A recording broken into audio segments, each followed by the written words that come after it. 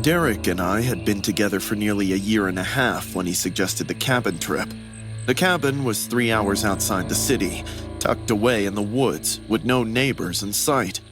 At first, it felt magical. We cooked dinner side by side, opened a bottle of wine by the fireplace, and curled up on the couch, talking about spring plans. But I couldn't help but notice how Derek kept glancing at his phone every few minutes. Work email? I asked.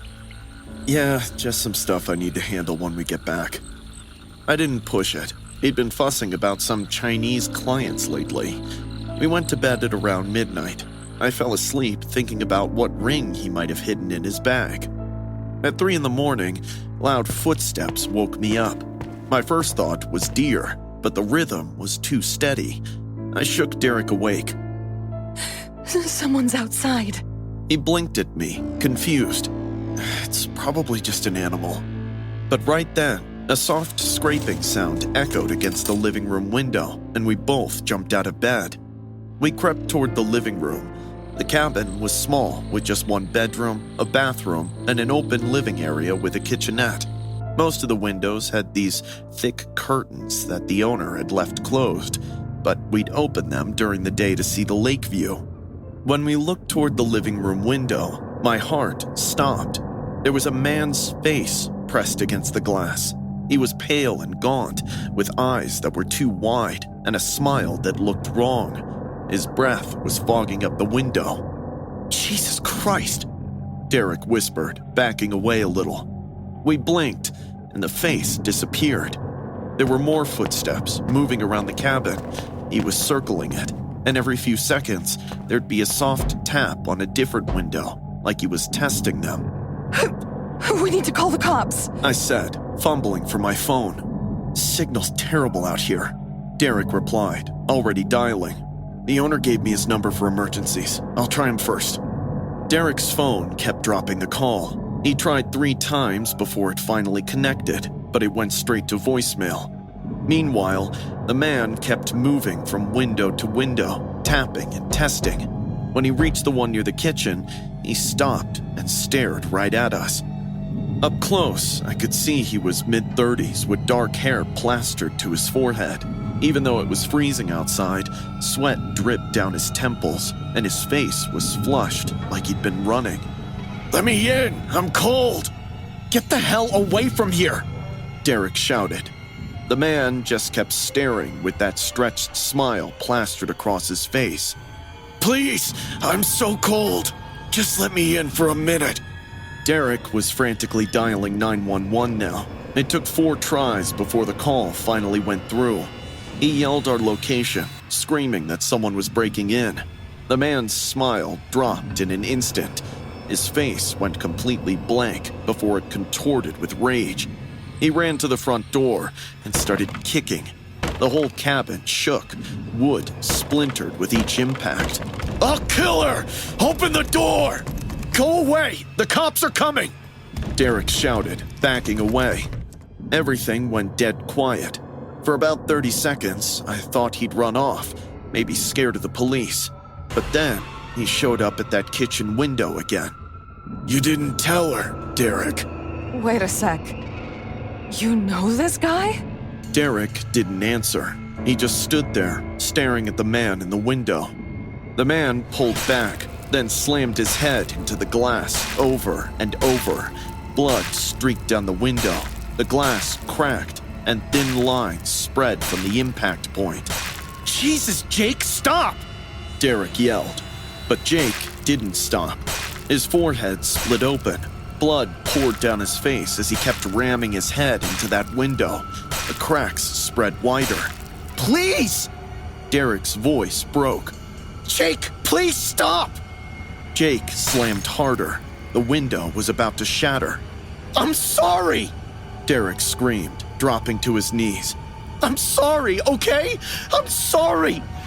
Jake stopped and stood there, swaying, while blood dripped from his face onto the snow below.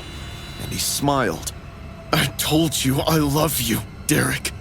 I can't see you with anyone else. Saying this, he turned and walked into the darkness. I looked at Derek, who was still sobbing on his knees. I should have told you earlier, Olivia. The cops showed up about 45 minutes later. By then, Derek told me most of it. The man's name was Jake. They'd been together for 2 years. Derek had been seeing both of us this entire time. He lives 2 hours north, Derek said, voice shaking. I told him I had work trips. He didn't know about you. I thought I could just figure it out. Figure what out? I choked. Who I wanted to be with. I kept meaning to end it with him, but... But you didn't. He shook his head. He found out somehow. Saw something on my social media. I don't know. He started calling, texting, saying he was coming to us. I thought he was just upset that he'd cool off. He tracked you here? He must have followed us or put something on my phone. I don't know. The cops searched, but Jake was gone. They found blood in the snow outside the kitchen window and footprints leading into the woods. We drove home the next morning. I broke up with him in my apartment parking lot. Derek kept apologizing, saying he'd made a mistake, that he loved me, that Jake was unstable, and he'd been afraid to tell me the truth. But all I could think about was that night. The way Jake had looked at Derek with so much pain and rage that he'd literally smashed his own head through a window. I even posted in social media to let everyone know that Derek and I aren't together anymore. I hope Jake have read so that he doesn't see me as a threat anymore. My dad left before I was even born. It was my mom who raised me alone against the world. I was 10 years old that Christmas. My mom, Erica, had just finished making dinner. It was simple: mashed potatoes, roasted chicken, and her special apple pie. She worked 2 jobs, so Christmas Eve was one of the few nights she could actually sit down and smile for a while. The lights on the tree flickered in red and green, reflecting in the windows like tiny stars. I remember how delighted she looked when she handed me a candy cane and said, Merry Christmas, my little man. For a while, it was perfect, until we heard the knock. It was close to midnight. Mom frowned. That's strange. Who could it be this late? The knock came again, louder this time. Stay here, Noah. She whispered and went to the door. Who is it? Ho, ho, ho! Merry Christmas, ma'am. Delivery for your family. My mother's brow furrowed. I didn't order anything. My mom looked through the peephole, and I watched color drain from her face. Her eyes widened, but before she could speak, the man outside started kicking our door like he was desperate to get in. I screamed, not knowing what was happening. My mom told me to hide, but I couldn't move in fear. After some violent kicks, our door gave in. Mom grabbed me to her chest and we darted back to the corner, watching a man dressed in a bloodied Santa suit walk into our living room. His eyes looked empty, like he wasn't really there. Is this how you welcome Santa? He growled. In his gloved hand was a long kitchen knife, glinting under the Christmas lights. Mom shoved the table against him, sending plates crashing. Run, Noah! I froze. The man lunged, knocking the table aside like it was nothing. Mom grabbed my arm and pulled me into the kitchen. We ran, her bare feet slipping on the floor, my candy cane still clutched in my hand. She yanked open the pantry door. Inside, quick! We squeezed in together, surrounded by cereal boxes and flour jars. She shut the door and pressed her hand over her mouth, whispering, Don't make a sound. Through the slats, I saw him stalking through the kitchen. I know you're hiding. Santa sees everything. Mom was trembling, but her eyes were sharp. She looked toward the back window, just a few feet away from the pantry. It was small, the kind that barely opened wide enough for a kid to slip through. As soon as the man's footsteps faded toward the basement door, Mom led me to the window. She kissed me on the forehead and whispered, Listen to me, baby. You have to crawl out that window and run to the neighbors. Don't stop. Don't look back. Please ask them to contact the police. No, Mommy! I whispered, tears streaming down my face. Come with me! She shook her head, tears in her eyes too. I won't fit through. Just do what Mommy's saying, okay? I crawled onto the counter and pushed the window open. The cold hit my face like knives. I turned back, and that's when I saw it, the shadow moving behind her. "Mom!" The man burst from the basement door, grabbing her from behind. The knife glinted as he pulled her back, laughing. Where are you two going? Christmas just started! She screamed. Run, Noah! Go! But the man grabbed me by the collar next, trying to pull me back in too. But Mom didn't let him. She kept kicking. She clawed at his face. Blood streaked across his cheek as she ripped off a handful of hair. The man howled in rage and let go of me, turning all of his fury on her. I dropped into the snow and ran barefoot through the yard. Behind me, I heard glass shattering, furniture breaking, and my mother's voice screaming. The neighbor's house was 2 doors down. I pounded on the door. When Mr. Harris opened it, I was shaking so hard I couldn't speak. Oh man, Mommy's hurt! Call the cops! He called 911 immediately. I remember hiding under their Christmas tree while he locked the doors and turned off the lights. The sirens came minutes later, but it felt like hours. When the police got to our house, they found the front door broken and the living room trashed. The Christmas tree was on its side, ornaments shattered across the floor. The man dressed as Santa was lying unconscious near the fireplace, bleeding from his head. Mom had hit him with the heavy brass candlestick from the mantel. The officers said she fought like hell, but she didn't make it. They found her collapsed beside him, the knife still in her side. She had lost too much blood before help could arrive. The cops found a picture of me crumpled in her palm.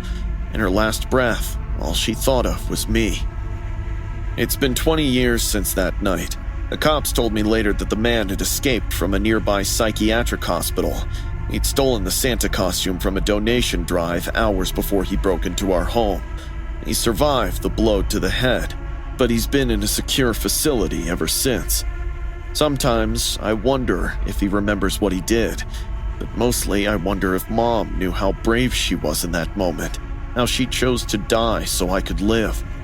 I can't stand Christmas music anymore. Every night before I go to bed, I ask God why he took the person who wanted to stay. Why do we lose those who care? When my dad left me and never came back, never bothered to check on Mom or his kid, God did nothing. But the only person who tried to make ends meet by devoting her life to her son suffered such a vicious end. How can life be so unfair? After Lily's mom walked out on us 2 years back, it's been just the two of us. I work 60-hour weeks at a distribution center, so hardly get any time out to spend with my daughter. So when my boss gave me a long weekend, I just threw our stuff in the car and drove 3 hours to Clearwater Beach. It was a sight to watch my little girl's face absolutely glow the second she laid eyes on the ocean. Lily spent the whole afternoon racing along the shore, chasing waves and building sandcastles that honestly looked like lumpy piles of wet sand, while I sat there on our beach towel watching her. That's when this woman showed up, heavily pregnant, like she could go into labor at any minute. She had on this loose floral dress hanging over her belly, sandals, and one of those wide-brimmed hats. She's beautiful. How old is she? The woman smiled in this warm, motherly way. 6. Oh, I'm having a girl too. She rubbed her bump. I congratulated her with a polite smile. She stepped closer to Lily, who was still playing in the shallow water. Her hair's gorgeous. So thick and shiny. And that sundress is just perfect. You're the perfect size, aren't you, sweetheart? The perfect size. Something about the way she said it felt off. I watched her more carefully now. She had so much makeup on that I could barely imagine how her original face might look like. Something just didn't add up, so I decided to leave and told Lily to come back. Oh, don't leave yet. The woman said quickly, stepping between me and Lily. Before I could say anything, she walked right past and headed straight for my daughter. Sweetheart, come here for a second. I want to tell you something. Lily looked up, confused but curious. As she started walking toward the woman, every instinct in my body screamed at me. I moved fast, reaching Lily first. I put myself between them. Actually, we're late for dinner. Come on, Lil. The woman's smile didn't fade, but her eyes went cold. Just 1 minute. I'm not gonna steal her. We really need to go, I said firmly. I turned my back on her for maybe 2 seconds to grab our beach bag when I heard Lily scream. I spun around to find the woman sprinting toward the boardwalk, scooping Lily by her waist. Lily! I dropped everything and chased. For a pregnant woman, she moved like an Olympic sprinter, weaving through clusters of people, dragging Lily with her like a rag doll. My girl was crying, trying to pull away, but the woman's grip was iron. I pushed people out of the way, shouting for help, but most just stared. A few pulled out their phones to record as she headed for the parking lot. My heart stopped. If she got Lily into a car, I'd never see my daughter again. Someone stop her! The woman glanced back at me, and for a split second, our eyes met. She was smiling triumphantly. Then she turned forward again, running faster. My chest felt like it was going to explode, my vision blurred, but I kept running. She was maybe 20 feet from the parking lot entrance when a lifeguard stepped into her path. Ma'am, stop! The woman didn't stop. She tried to shove past him, but he grabbed her arm. Another lifeguard appeared from the side, blocking her escape. The woman twisted violently, hissing like a cornered animal, still clutching Lily's wrist. I reached them a second later, ripping Lily from her grip. She buried her face in my chest, sobbing. It's okay, baby. I got you. The woman struggled against the lifeguards, screaming incoherently and thrashing like she was possessed. More beach staff arrived, holding her carefully until sirens filled the air. The police showed up quick. 2 officers took the woman into custody, while a third questioned me. One officer walked over and reached for her belly. She screamed as he pulled out a knife and cut through the fabric. The dress fell down. What I saw made my stomach drop. Instead of a baby bump, she'd strapped a fake silicone bump around her waist. Underneath, her stomach was thin and wiry. Next, the officer reached for her hair and pulled off the wig. Bit by bit, they stripped her of the disguise until the real face became clear. Suddenly, a sense of urgency took over. The officers exchanged looks and made a phone call. It's him, the trafficking scout, he muttered to his partner. I felt like I was going to throw up. It wasn't some helpless pregnant lady, rather a child kidnapper named Butch, who was already in the wanted list. I couldn't speak. I just held Lily tighter, feeling her heartbeat against mine. I arrested him, took him away in handcuffs. I gave my statement, answered every question, and then carried Lily back to our hotel room. She didn't let go of me for the rest of the night. We left the next morning. Lily hasn't been the same since. She doesn't sleep well. She won't go outside unless I'm holding her hand. She wakes up crying, asking if the bad lady is coming back. I tell her no. If that lifeguard hadn't been there, if I'd been one step slower, if I'd looked away for just a little longer, she'd be gone. I think about that every single day, and I think about all the other parents out there who weren't as lucky. I don't take Lily to beaches anymore. I don't take her anywhere crowded. I keep her close, because I know now, in the worst possible way, that monsters don't always look like monsters. Sometimes they look like a pregnant woman with a kind smile, and sometimes they're seconds away from stealing everything you love. Norman and I had been dating for a month when he started pushing me to spend New Year's Eve at his family's farmhouse. The place was 2 hours outside of the city, buried in the woods next to a lake that looked pitch black even during the day. There were no neighbors in sight for miles. The second we pulled up, the front door swung open before we even made it to the porch, and his mom practically tackled me. Jenny! You're even prettier in person. Get in here. We've been waiting all day. She grabbed my hands and squeezed so hard it hurt. Inside, the place smelled of old wood mixed with something sickeningly sweet. The furniture looked ancient. Every wall had these creepy photos of people with blank faces staring straight ahead. We walked into the living room and Norman's uncle's eyes glazed over. Jenny, you're hot! I went stiff, but Norman laughed it off, asking me to take it easy. How could I, when his uncle couldn't stop leering all through dinner? Every single time I glanced up, he was watching me with this gross smile, licking his lips. Norman's mom was just as bad. She'd stroke my hair, squeeze my shoulders, and grab my wrist every time I so much as breathed. Have more, she said, dumping another pile of gray slop onto my plate. I'm stuffed, really. Her smile stayed frozen, but her fingers dug into my wrist. Just one more bite, sweetie. So, Jenny, tell us about your folks. Norman's dad leaned across the table. They're back in the city. My mom teaches philosophy. Do they know you're here? That stopped me cold. I looked at Norman, but he wouldn't meet my eyes, so I mumbled an awkward yes and went back to the food. An hour later, Norman's mom carried in a cake with "Welcome to the family" written in red frosting. Suddenly, Norman's dad got up and pulled out a little box from his pocket. He set it down in front of Norman. I felt ice in my veins when he opened it. Inside was tucked an old, tarnished ring with a black stone that looked like it swallowed light. Norman, go ahead. His mom giggled. Norman grabbed my hand and knelt. Jenny, will you marry me? I tried to laugh it off while my heart pounded in my chest. Norman, it's just been a month. I know, he said, grinning. But when you know, right? This is insane.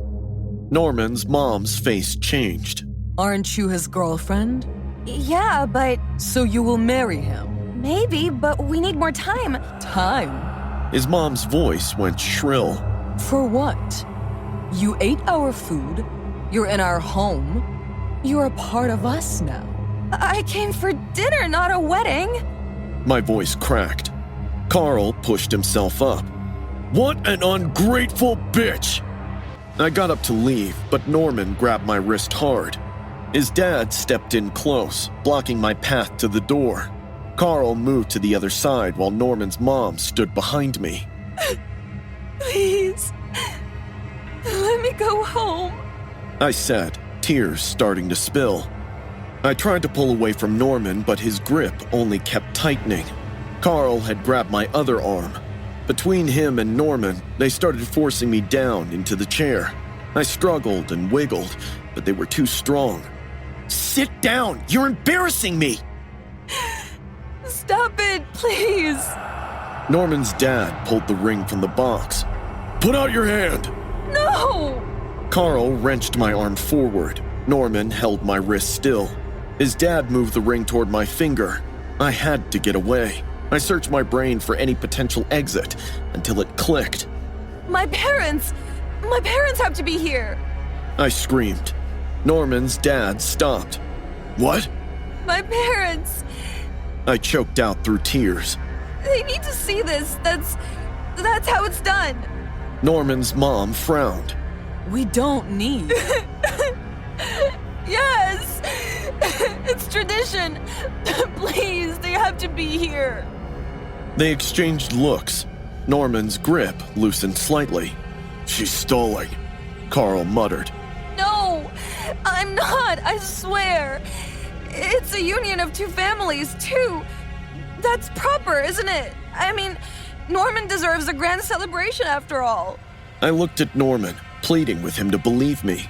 He looked at me, and his face softened. Fine, Norman said slowly, letting go of my wrist.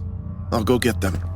His dad didn't look convinced, but Norman had already grabbed the car keys and was heading towards the door. I should give him a good luck kiss. I mumbled, wiping my eyes and following a few steps behind.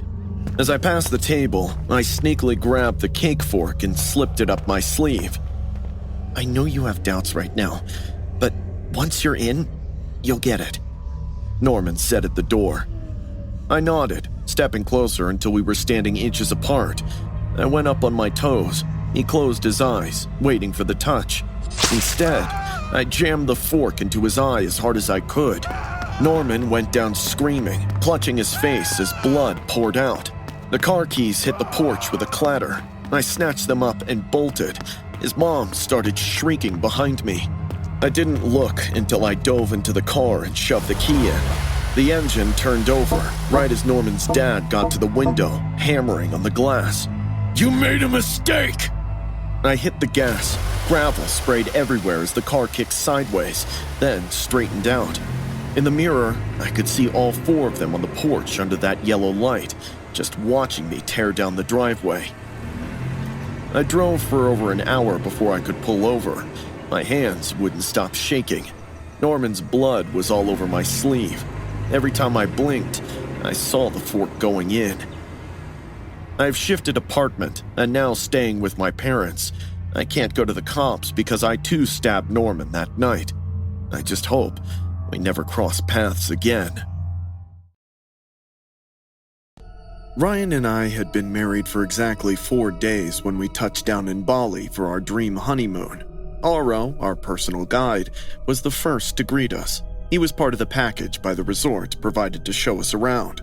He seemed friendly at first, spoke decent English, and knew the area inside out, so we really didn't mind him. But there was something about the way he looked at me that gave me the creeps. But since Ryan was around, I really didn't think much of it. We were climbing down this track from this infamous sunset point when Aro chimed in. I have the perfect spot for you. It's an exclusive place and absolutely romantic. Not many people know it, but it has the perfect moon view. Ryan's eyes lit up. That sounds incredible. What do you think, Mia? I hesitated. I don't know. Maybe we should stick to the main beaches? Come on, babe, we're on our honeymoon. Let's do something adventurous. Aro nodded enthusiastically. Yes, very safe. I take many couples there. He kept explaining how quiet and exclusive that place was, like he was selling us on the idea a little too hard. But Ryan was already grabbing his camera, and I didn't want to be a prude, so I agreed. We followed Aro down a narrow path that led away from the resort, and the other tourists sprawled on the main beach. The farther we walked, the quieter everything got. We came to a point where everything was dead quiet except for the waves crashing and our footsteps on rocky ground. Aro was already moving into the cave, motioning for us to follow. Come, very beautiful inside. Trust me. I didn't trust him, but Ryan was already stepping inside, and I couldn't just leave him behind. How much further? Very close, just a little more. The path got narrower. Ryan was ahead of me, filming everything on his phone. I kept my eyes on Aro's back, watching how he kept checking over his shoulder to make sure we were still following. My stomach twisted when the cave entrance came in sight. It reeked of salt and something rotting, like something had died in there and nobody had ever bothered to remove it. The smell hit me so hard I actually gagged. The deeper we went, the darker it got. The only light came from our phones, throwing long shadows on the damp stone walls. This is far enough. I can't even see the sky. Forget about the moon, Ryan, seriously. Let's go. Before I could turn around, I heard metal scraping against stone. I spun just in time to see Aro swinging a flashlight at Ryan's head. The crack was brutal. Ryan dropped like a stone, his phone clattering across the wet ground. I screamed as Aro lunged at me. He grabbed my wrist and yanked me toward him. His breath was hot and sour in my face. His grip was bruising as he slammed my back on the cave wall and tried to take advantage of me. You're very pretty, he chuckled. By now, the shock had worn off. I'd trained in mixed martial arts for 8 years, started when I was 20, kept it up even when people told me it was pointless. Ryan used to joke that I could probably kick his ass if I wanted to. He wasn't joking. I headbutted Aro, twisted his wrist, and shoulder threw him on the ground hard. His evil smile rubbed off from his face. Instead, he looked shocked and scared. He tried to get up, but I didn't give him time. I started showering him with kicks in the stomach. I felt his ribcage crunch under the impact. Blood came out of his mouth. He stumbled back, clutching his chest, begging me to stop. I didn't stop. I stomped down on his knee with everything I had. The bone popped, and Oro screamed in agonizing pain. His leg was twisted at an angle, revealing a pretty gory sight.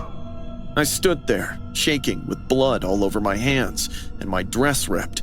Then Ryan groaned. Mia? I ran to him. Blood was streaming down the side of his face. His eyes were unfocused. I got him on his feet and threw his arm over my shoulders. He could barely walk. His weight slowed me down with each step, but I wasn't stopping. We staggered out of the cave and back down the path. My legs felt like jelly, my chest burned, but I kept dragging him forward. Ryan mumbled the whole way, his head heavy against my shoulder. The second we hit the main beach, I screamed for help. Security came running. They took Ryan from me and called for medical. I collapsed next to him, gasping, trying to explain what happened. 2 security guards ran toward the cave. The others stayed with us, asking questions I could barely answer.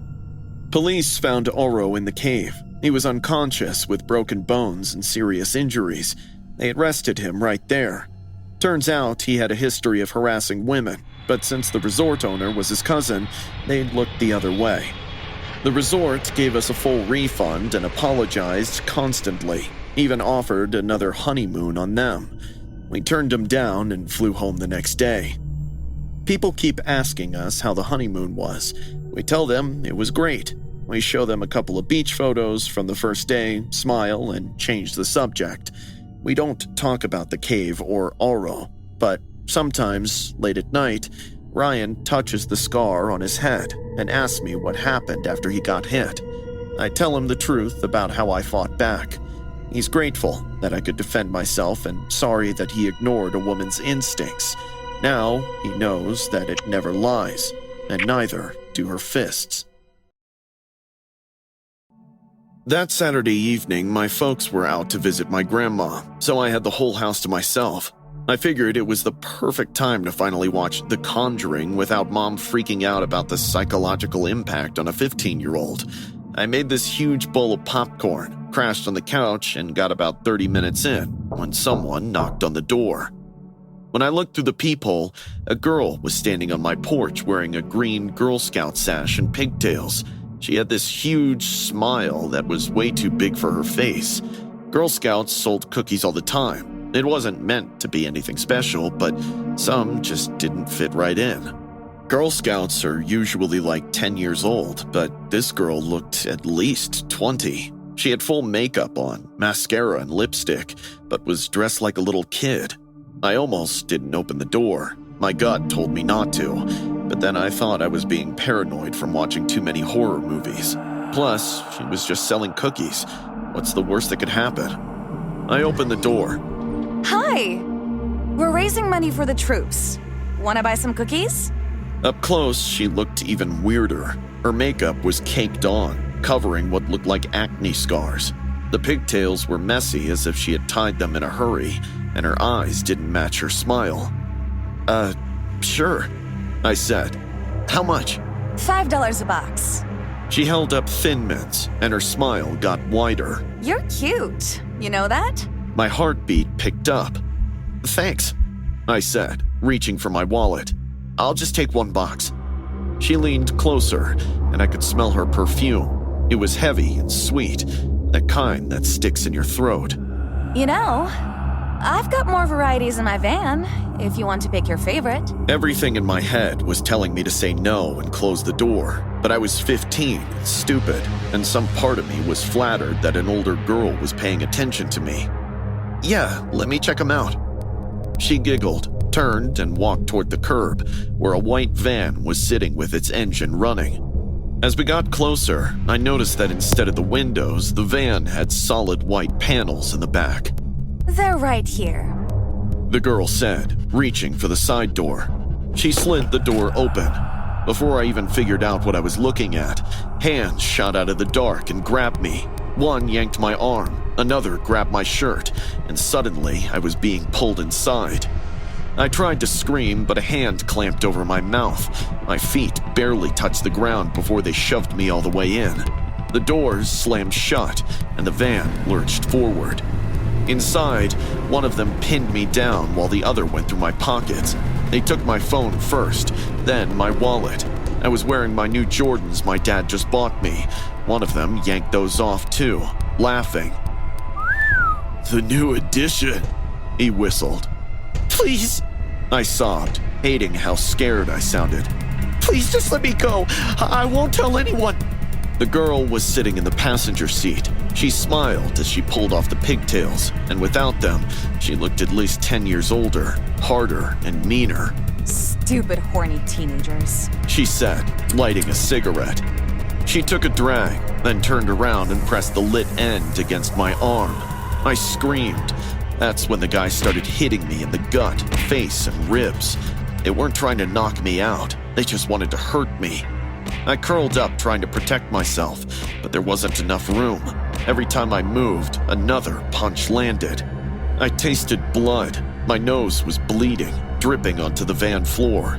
One punch caught me in the eye, and I saw stars. Another hit my ribs, and I heard something crack. The pain was so bad I couldn't breathe. They were laughing, making jokes about how I was crying and how easy it was. I don't know how long it lasted. Everything blurred together into pain and the smell of cigarette smoke and beer. After a few hours, the van stopped. One of them opened the door, and they threw me out onto the street. I landed hard, scraping my hands and knees on the pavement. Stay down, one said. Don't look up, and if you go to the cops, we know where you live. The van peeled away while I lay there on the street. My whole body hurt. My face felt swollen, and blood dripping from my nose onto the sidewalk. When I finally sat up, I had no idea where I was. It was some neighborhood I'd never seen. A woman came out of one of the houses with her phone. Oh my god, are you okay? I'm calling 911. I tried to say I was fine, but when I opened my mouth, more blood came out. My ribs hurt so bad I could barely breathe. She made me sit on her porch while we waited. The paramedic said I needed the hospital. I called my parents.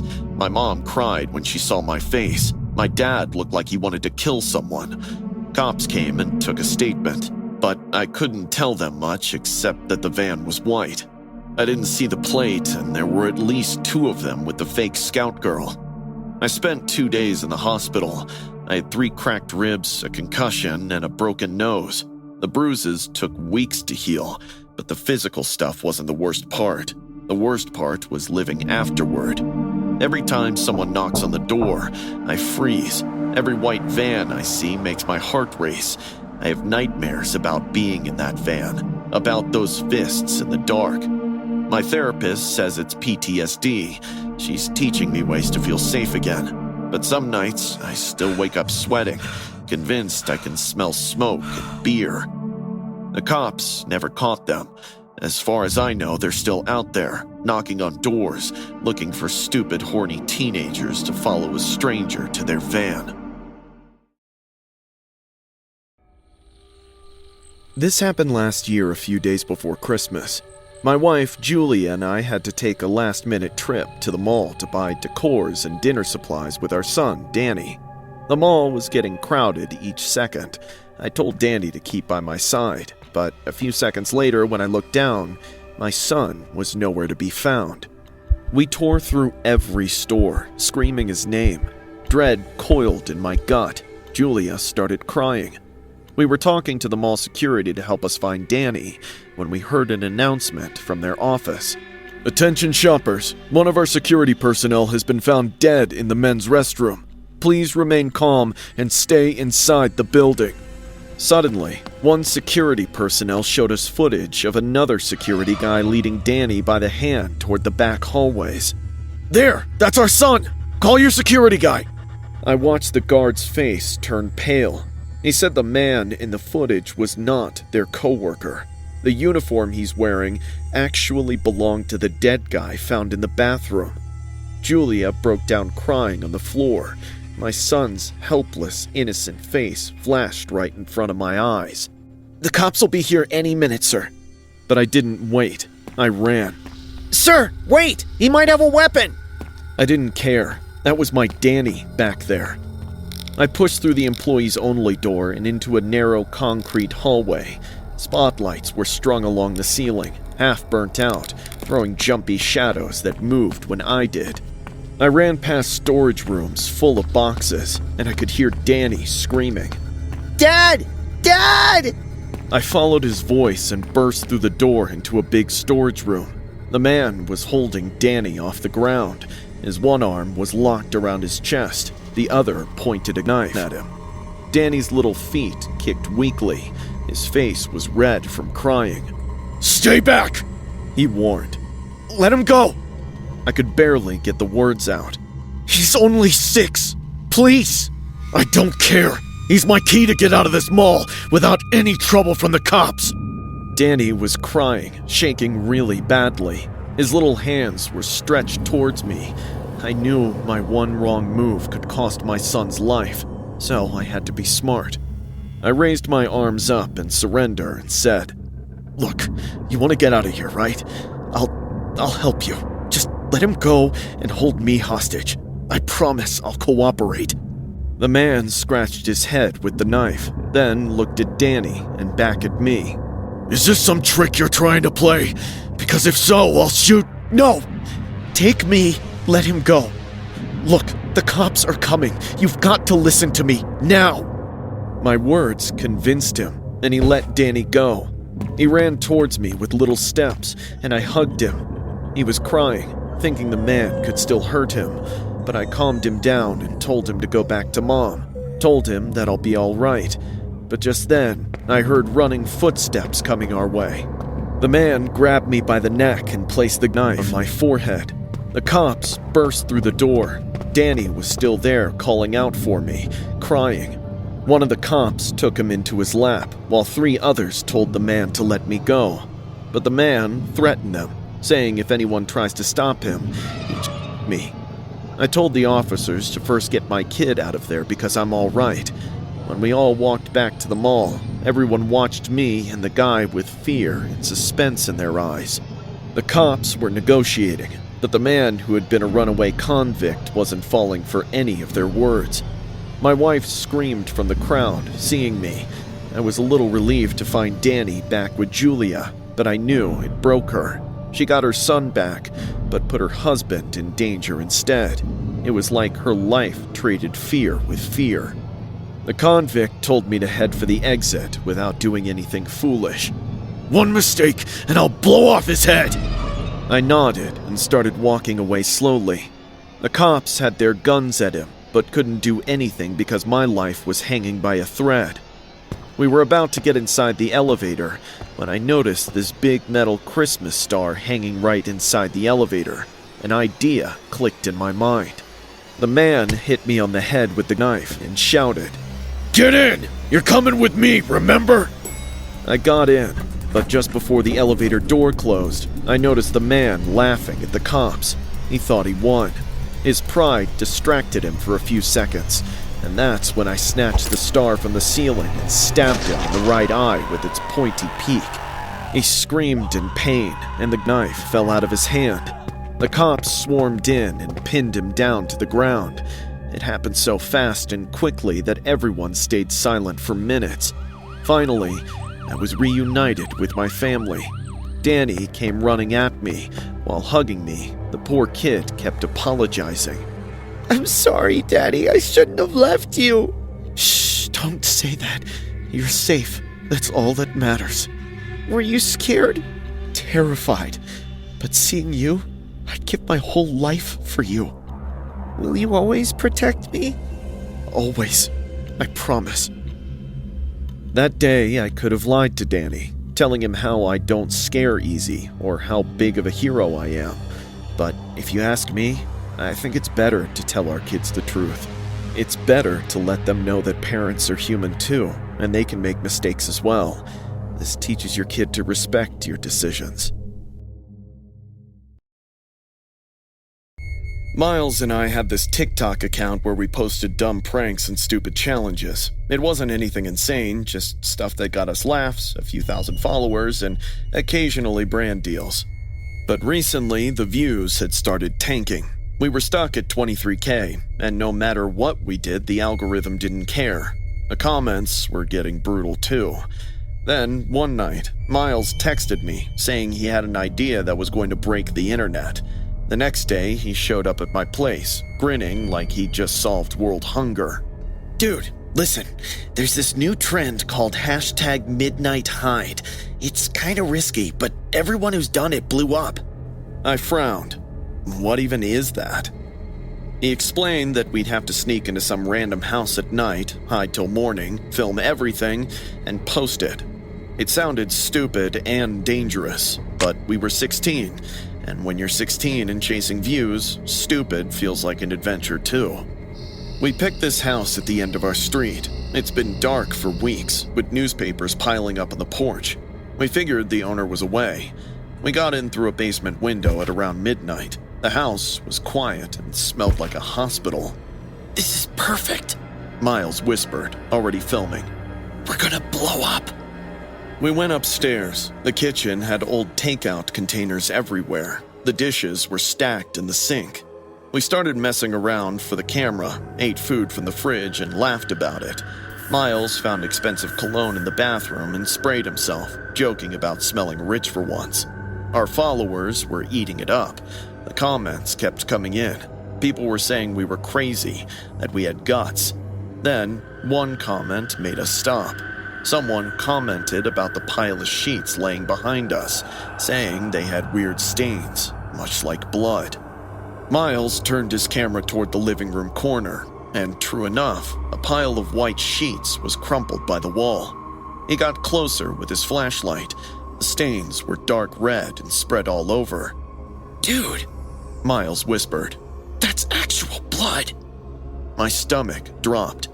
We gotta leave, right now. I gulped, but before we could move, we heard a key in the front door as it creaked open. Somebody was home. We froze, listening to the heavy footsteps coming upstairs. Miles grabbed my arm and pointed at the bedroom. I dove into the closet, while Miles hid under the bed. Through the crack in the closet door, I watched some guy walk in. He was maybe 40 and average-looking. He had tattered jeans and a polo on. Nothing about him screamed dangerous, and somehow that made it worse. He went to the corner and pulled back the sheets. What I saw nearly made me scream. It was the corpse of some guy with a gunshot wound to the head. The corpse's eyes were wide open and held terror. The wound was still leaking, but the blood was thick. I put my hand over my mouth. My heart was pounding. We'd broken into a murderer's house, and he was just standing a couple feet away. I panted as the guy grabbed the body by the arms and started dragging it. He was nearly out of the door when, suddenly, he stopped and sniffed the air. He started pacing the room in circles. I know you're somewhere here, bud. He chuckled. I can smell ya. Come out now. I promise I'll make it quick. He pulled out a gun from under his hoodie. Then he bent down and looked under the bed. Well, hello there. Miles got out and raised his arms, begging the guy. I won't tell anyone. I promise. We didn't. The gunshot was so loud it hurt. I watched Miles falling dead to the floor. His eyes were still open, blood pooling under his head. I just watched my best friend since the 3rd grade getting murdered. I bit down on my sleeve so hard I tasted blood. I was trying not to scream, breathe, or do anything and get caught. The guy dragged Miles toward the hall, leaving blood smeared on the floor. I thought maybe he'd leave, take both bodies, and go. But he stopped in the doorway one more time. Wait a minute. Did he say we? He muttered. He turned back and started checking everywhere. Behind the door, the dresser. He was getting closer to the closet. His hand touched the closet door, and he started opening it. I didn't think. I pushed out hard, slamming the door into his face.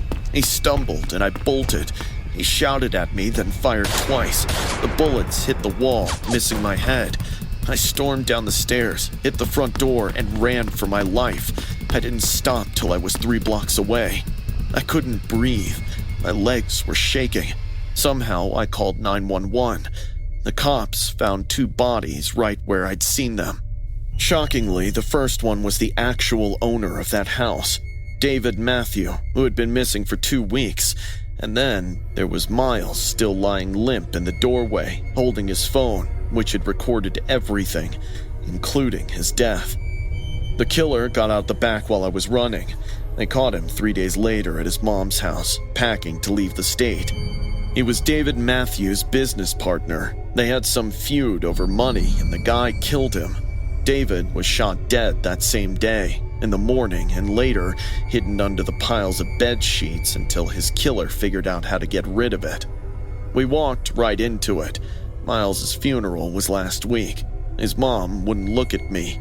She knows it wasn't my idea to do the challenge, but I surely was a partner in crime. I deleted TikTok, but I still see Miles every time I close my eyes and see his arm going limp. I still hear that gunshot. The comments on that final video before the cops took it down were the worst. People were saying it was fake. We staged it for views. They didn't believe it was real, even with Miles bleeding out on camera. That's what we wanted, though, right? To go viral and get views. We got it, at the cost of Miles's life. It happened on a Wednesday in October. Mark, my husband, manages Tony's Pizza downtown and was working late doing inventory that evening. My 7-year-old Liam and I were having dinner when the doorbell rang. I glanced at the clock. It was 7:30. When I looked through the peephole, Dylan, one of Mark's recent recruits, was standing there with a pizza box. I'd met him a couple of times and knew him as this quiet and polite guy who never really caused any trouble. Hey, Dylan. I said, opening the door. Mark's still at work if you're looking for him. I know, he replied with a smile that looked tight. He sent this for you guys. It's on the house. I didn't remember Mark saying anything about pizza, but it wasn't weird. Sometimes he sent leftovers home. Oh, thanks. I said, reaching for the box. Only Dylan didn't let go. That's when I noticed his bloodshot eyes and that faint reek of alcohol. But before I could shut the door, Dylan shoved his way inside. I stumbled back, more confused than scared. What are you doing? He slammed the door and threw the pizza box on the floor. Your husband fired me today, said I was stealing. My heart started pounding. Dylan, you need to leave. Right now.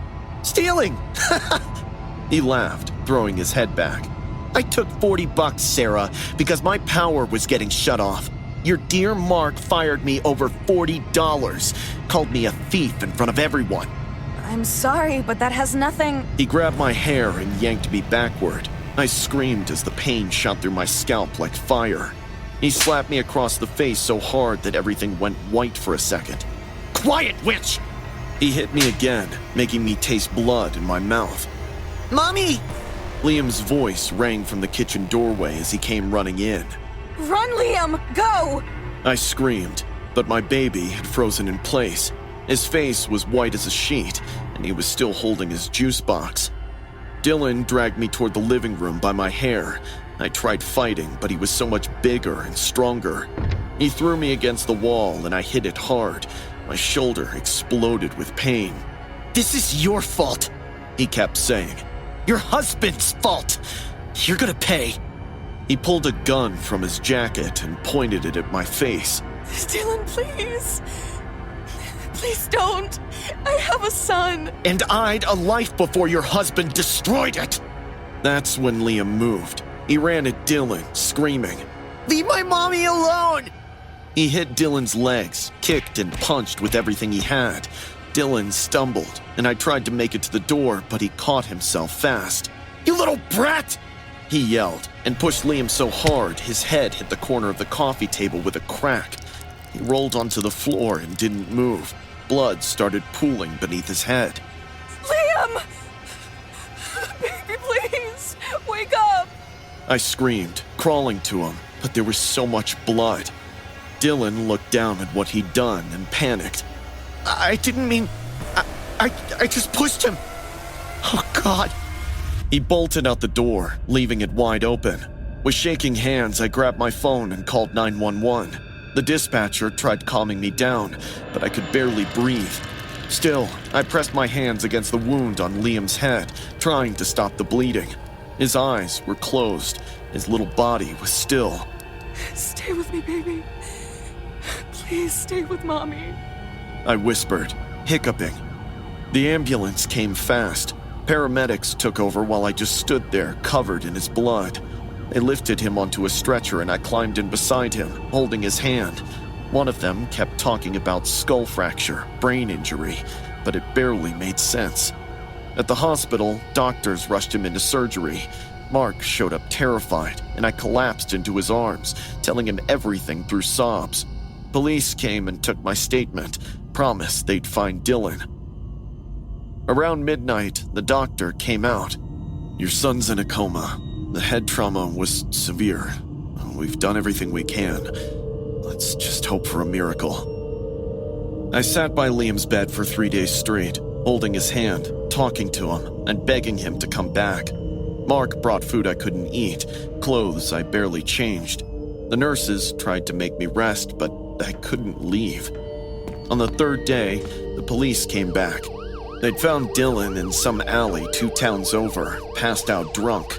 He was arrested, charged with assault and attempted murder. He'd go to prison a long time. I sat by Liam's bedside, his tiny hand limp in mine, a beeping of the monitors the only sign that he was still here with me. My throat ached from whispering prayers that never seemed to reach anywhere. The room smelled of antiseptic and fear. I brushed his hair off his forehead, my voice trembling. The one who hurt you is behind bars now, baby. Please, come back to us. For a moment, there was nothing, just silence and the hum of machines. Then, I felt it. His little fingers twitched against my palm. My heart stopped. Liam? I breathed. His eyelids fluttered, his chest rose shakily, and then those familiar eyes met mine. Mommy? He whispered, his voice small and broken. Are you safe now? I didn't realize I was crying until my tears fell onto his hand. I nodded furiously, choking out a laugh that was a half sob.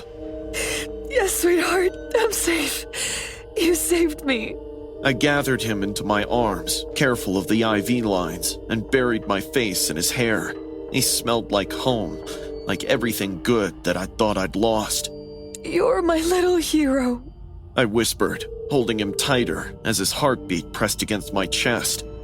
The world outside could keep spinning, but in that moment, all I could feel was his warmth, his life, his courage.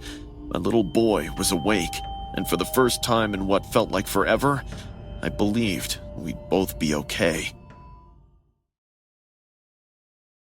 Working the late shift at Hooters isn't glamorous. Most nights were routine, fryers sizzling, orders coming in, and the hum of conversation and clattering dishes. Nothing ever disturbed me until that night. It was around 11:50 p.m. I was wiping down the grill, trying to finish my side prep, when headlights bounced off the windows. A delivery truck pulled up silently outside the back door, not the usual branded delivery van. No one inside spoke as the driver jumped out, carrying 3 unmarked cardboard boxes. They were labeled in black Sharpie, premium cuts. The driver handed a clipboard to Carl, the branch manager.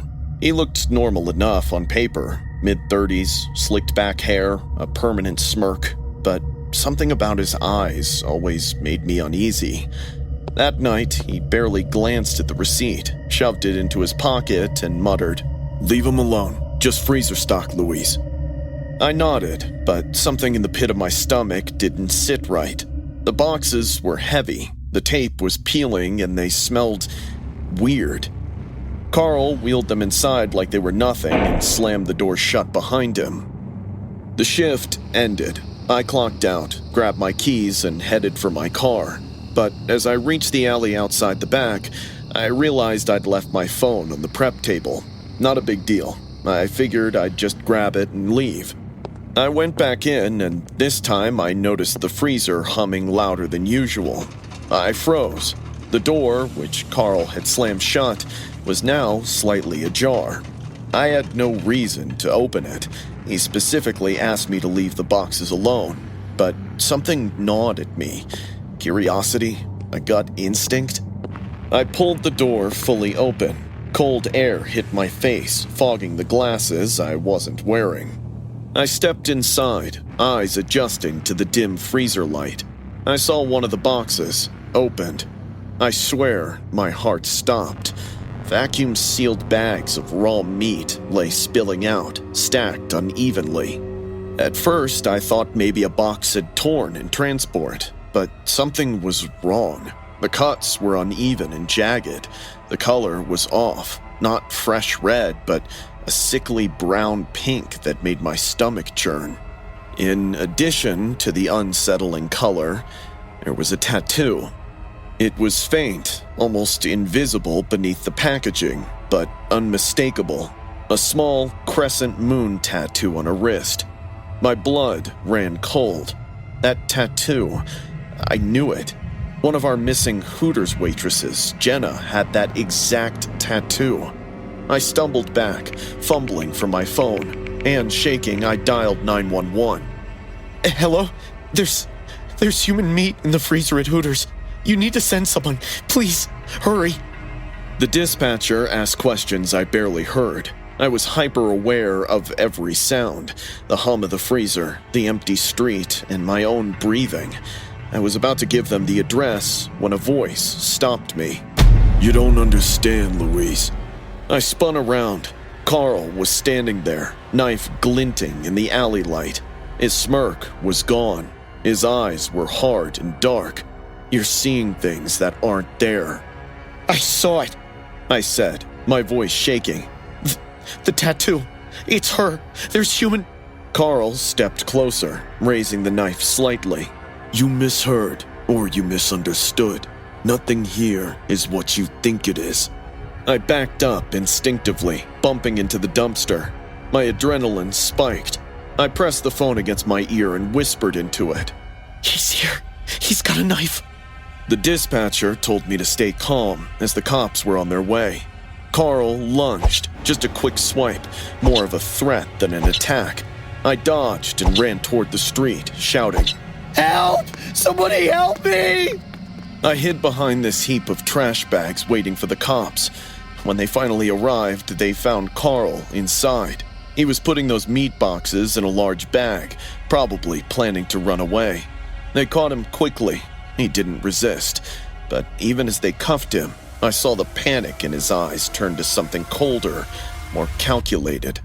They searched the freezer and found more boxes. They ripped them open carefully, gloved hands moving like surgeons. Every box contained vacuum-sealed human remains. I couldn't look directly at most of them, but the tattoos were unmistakable. Jenna, another missing cook, and even a manager from a different branch. Carl tried to explain it away. He said he handled premium cuts for specialty events, and there was a misunderstanding. But the officers weren't buying it. Evidence, DNA, fingerprints, it all pointed to him. I watched him being let out, still trying to charm, still trying to argue, and I realized something that would stay with me forever. He didn't see these people as people, just inventory, premium cuts. That was what he called them. I never returned to that Hooters. I couldn't. I can't. They offered me counseling and relocation. I turned them down. I don't know where I would go if I felt safe again. I quit restaurant work entirely. Sometimes, late at night, I still wake up with the cold fear pressing on me. The memory of the tattoo, the way he smirked when he held the knife. It's like a shadow I can't shake.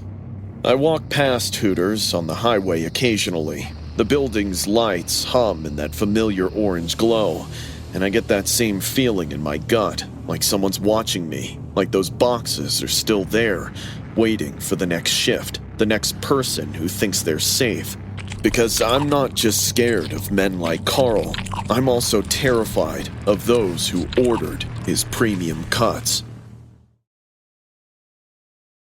I was working overnight shift at the hospital that 2 in New Year's Eve. I needed the money, honestly. The blizzard started around 11:30 and accelerated to the point where you can't see 5 feet in front of you. I was watching IMR Scary Tales on YouTube when I heard someone slam against the front door. I buzzed him in, and he basically fell through the entrance, soaked in blood.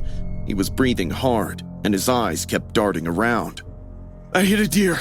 My car went off the road. It's stuck in a ditch about a mile back. Please, help." I went into from watching scary stories to being in one. Are you hurt? Is this your blood?" "No, it's the deer's. Thing came out of nowhere." His teeth were clattering. I pushed up the heat, grabbed some gauze, and started clearing the blood off. The guy was unshaven and had tattoos creeping up his neck. Naturally, I was a bit alarmed, so I squinted closer, and that's when I noticed the consistency of the blood. It was too thick and dark. My uncle hunts, so I've seen deer blood plenty of times. I could swear it wasn't it. "Where exactly did you crash?" I probed. "What?" "Your car. You said it went off the road." "Yeah, Route 26, about a mile back. I walked here." I'd been watching the parking lot window for hours and hadn't seen any headlights pull in. His hands wouldn't stop shaking, but his eyes were moving around the room, taking in the door, the window, and the phone on the wall. "Is anyone else working tonight?" That question made my stomach drop. The overnight doctor's in his office. 2 other nurses are doing rounds." I lied, watching his jaw tighten. "All right." Something about the way he said that made me uncomfortable. He stood up suddenly. "Can I use your bathroom?" "Sure, down the hall, second door on the left." The second he walked out, I locked the exam room door from the inside. My hands were shaking when I pulled out my phone, but it had lost signal. The blizzard must have knocked out the tower. I tried the landline on the wall. It was dead as well. The storm had taken out everything. I heard his footsteps in the hallway, but he wasn't going toward the bathroom. He was going the opposite direction, toward the supply room where we had the back exit. He was checking the layout. I stayed quiet and pressed myself against the wall. Through the gap under the door, I could see his shadow stop outside the exam room. He tried the handle twice. "I know you're in there. Open the door," he asked, but I didn't move. My heart started pounding. "Look, it wasn't a deer, okay? She was hitchhiking, and I just wanted to feel less alone on New Year's Eve. Is that too much to ask? I tried to kiss her, a simple kiss, but she slapped me and called me a freak. After that, I just couldn't let her walk alive, you know?" I felt sick. "I mean, she probably slept with 1,000 random dudes, and now calling me a creep. I tell you, girls these days are impossible." I couldn't believe my ears. I let a madman in who killed someone for no reason. I told him to back off, as I have already called the cops, but he kept laughing, saying I was lying. I knew the door won't hold long if he attempted to get in, but shockingly, he did nothing like that. He calmly sat down right outside the door and continued talking to me. "You know, people like her, they bring it on themselves. I offered her company, kindness. It's New Year's Eve. Everyone hates being alone on the holidays. But she acted like I was garbage." He chuckled softly. "She hit me, spit on me, called me a creep after everything I did." He shifted, leaning his back fully against the door. I could feel the pressure through the metal. "They think they can treat men however they want, and nothing'll happen. So yeah, I handled it, and I'd do it again." I pressed a hand over my mouth. "I'm going back for her after I warm up," he continued casually. "Storm's perfect for covering tracks. I'll get her off the road, bury her deep. Snow will hide the fresh dirt. Nobody'll find her till spring, if even then." I felt dizzy. The blizzard outside roared, but his voice was loud and clear. "You seem like a smart guy," he murmured. You're not gonna tell anyone I came here tonight, right? He didn't wait for my answer. Good, because if you did... He laughed under his breath.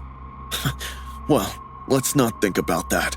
I even left you something, a gift, right by your door. His boots scraped against the floor as he stood up. He didn't try the handle again. He didn't want to bang or shout. He just walked away, humming softly as he headed down the hallway. I waited until I couldn't hear his footsteps anymore. Maybe a full minute, maybe 5. My hands were shaking so badly, I almost dropped the keys as I opened the exam room door. The hallway was empty. I sprinted to the main entrance and locked it with trembling fingers. Only then did I notice something on the floor by the exam room. Something small, glinting in the dim light. A shine of metal in the dark. I swallowed, turned on my phone flashlight, and crouched. It wasn't metal. It was a human ear that belonged to a woman. Small, pale, and frozen stiff. A silver stud still pierced through it. I nearly fell over. He'd had it in his pocket the whole time. He'd been inches from me while carrying a piece of her. I locked every door and window that night. I sat with my back against the wall until daylight finally broke through the parking lot windows. Since that night, I checked the news every morning. Local, state, national, hoping they find a body. I don't have the guts to go to the cops because I know he's watching me. I get that feeling every night. I just hope sharing the story here might help me sleep. I hadn't seen Maddie in almost 3 years when she texted me asking we meet up. We'd been tight in high school until life happened. She suggested Chuck E. Cheese of all places, said it'd be nostalgic. I showed up first and snagged a booth near the back. Maddie walked in maybe 10 minutes later, looking like she'd stepped off a runway with this massive diamond on her finger that kept catching the light every time she moved her hands. We ordered pizza and started catching up, but I noticed pretty quick that the conversation kept looping back to Ricky, her fiancé. Ricky owns 3 car dealerships. We're exchanging vows in June. We're exchanging vows in June. She said, toying with the ring. That's amazing. You must be over the moon. Over the moon? I'm set for life, Vi. Ricky's loaded and loves spoiling me. Something about how she said it rubbed me the wrong way. But are you actually in love with him? I asked. Maddie's smile slipped for just a second. Of course I am. Before I could push back on that, this employee walked past us carrying a tray piled with dirty dishes. Maddie's eyes tracked him, then widened. Jesus. Is that you, Nathan? She called loud enough to make heads turn at tables. The guy stopped walking.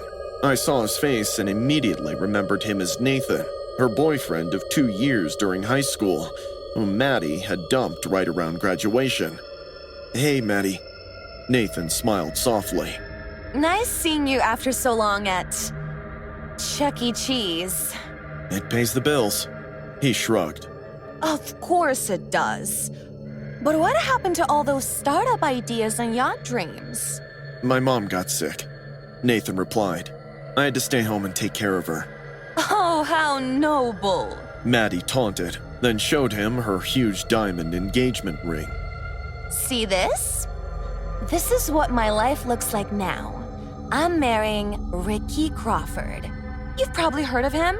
Crawford Auto Group? Maddie, stop. I tried cutting in, feeling embarrassed for both of them. You know what's the difference between you and Ricky, Nathan? He's a winner while you're still here wiping down tables. Nathan just looked at her for a second, then just nodded once and walked away. Oh, God, that felt good. Maddie said, settling back in the booth. I can't believe I wasted 2 whole years on that loser. That was cruel. I replied flatly. Oh, come on, Vi. I'm just being honest. Before I was about to tell her exactly what I thought of her honesty, the front door slammed open, and 2 guys in ski masks came rushing in, waving guns. Everyone started screaming immediately. Everyone get down! One of them fired a shot into the ceiling. and suddenly the whole place went dead quiet, except for some sobbing kids. Maddie grabbed my arm as one of the gunmen went behind the counter and forced the manager to empty out the register. The other one started making his way between the tables, demanding wallets, phones, and jewelry. When he got to our table, he pointed the gun straight at Maddie. "The ring! Give it here!" Maddie's other hand flew up to cover it. No, it's mine. My fiancé gave me this. The guy grabbed her by the hair and yanked her head back hard.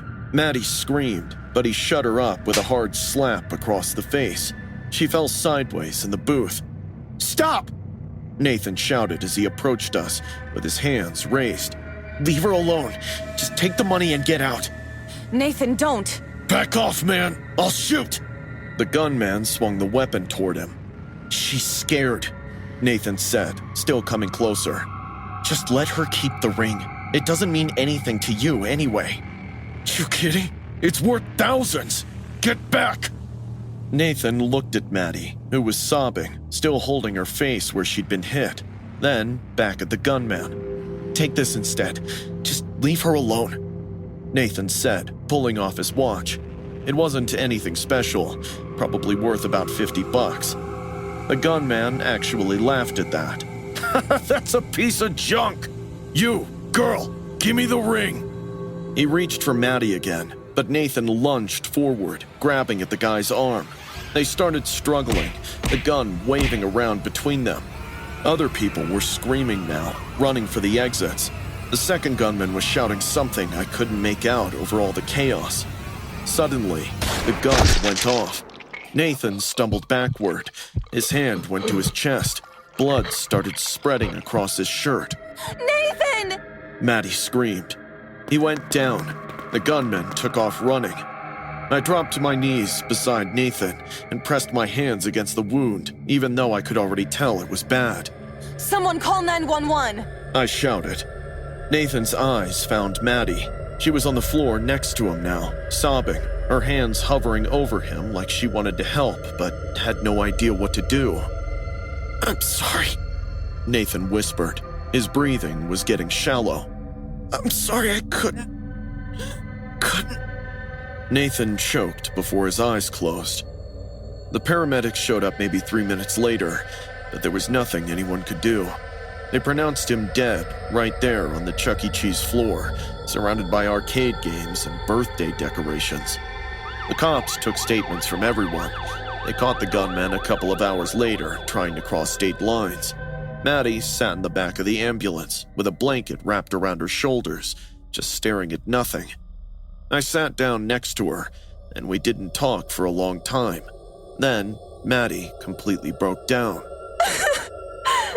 I'm awful, Vi. She looked down at her engagement ring, that massive diamond Nathan had died trying to protect. Slowly, she pulled it off her finger and just stared at it. I lost a diamond while I was chasing gold. She choked out. Maddie never married Ricky. She called off the engagement 2 days after Nathan's funeral. She said she couldn't marry someone she didn't actually love, not after seeing what real love looked like. She visits Nathan's grave every week now, but none of that can bring him back. My mom's a nurse, so she works a lot of night shifts, and I'm used to being home alone by myself. It never really bothered me. The house felt safe. We had a good neighborhood, solid locks, and streetlights that actually worked. Lately, though, her boyfriend Steven had been staying over sometimes. He worked at the same hospital, and Mom said it was nice having another adult around when she worked late. He seemed fine. That night was supposed to be like any other. I was doing homework around 9:30 when someone knocked on the door. I looked through the peephole and saw Steven standing there in his work scrubs, looking tired. I opened the door but kept the chain lock on. Hey, Steven. Mom's at work. "I know," he said, sounding apologetic. "Sorry to bother you. I left my backpack here yesterday. My meds are in it, and I really need them." He did look pale, and I remember seeing his backpack on the living room chair earlier. Okay, hold on.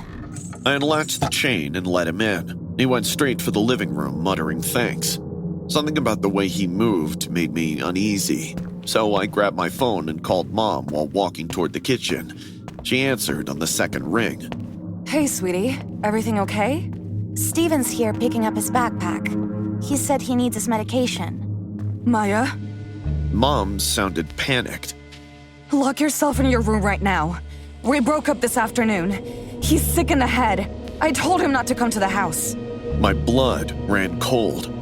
I turned around and Steven was standing in the doorway. Instead of his backpack, he was holding Mom's handgun. "Hang up the phone, Maya," he hissed, shaking the gun in his hand. Maya, what's happening? Mom was screaming through the phone. I ended the call with shaking hands. Steven stepped closer, and I backed up against the counter. "You know what your mother told me today? She said I'm sick and I need help, so I'll show her exactly how sick I am." His smile was ugly. Steve, "Get on your knees," he said. what? "I won't say it twice. Get on your knees." I obeyed. He pressed the barrel against my forehead, making me shiver. I could see his finger on the trigger. Please don't kill me. I sobbed, squeezing my eyes shut. "You know, Maya," he murmured, crouching down to my level, "I think I'd rather have you than your stuck-up mother. It's a shame I gotta kill you now." My mind went into overdrive. If I didn't do something right away, he'd kill me. I searched my brain for anything that'd help me escape. Then it struck me. I nodded hurriedly, letting real tears stream down my face. You're right. I choked out. My mom, she's awful. She doesn't see how good you are. Steven's expression shifted. "What?" She never appreciated you. She's always working and leaves me alone.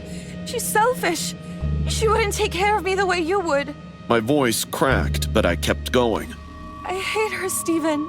His grip on the gun loosened slightly. He was listening. I hate living like this. I looked up at him, forcing myself to meet his eyes. You're the only one who's ever really been here for me. His shoulders relaxed slightly. "Do you really mean that?" Of course I do. I reached out slowly, putting my hand on his arm. I want to be with you. Please. Steven lowered the gun. His eyes were still bloodshot, but now they were slightly soft. He cupped my face with one hand, the other still holding the gun at his side. "I knew it," he whispered. "I knew you were different." He pulled me into a hug, and I felt the cold metal of the gun pressing against my ribs. Every muscle in my body screamed to run, but I hugged him back. "We could leave tonight, start fresh," he said into my hair. My heart was pounding so fast I thought he'd heard it. Okay, but I need to grab some things first.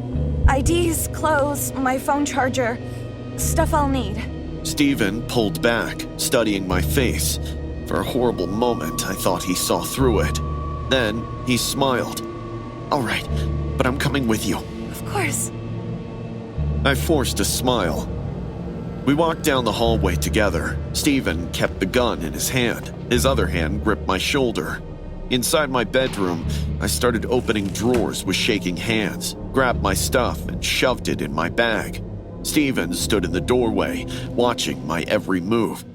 "Don't take too long," he said.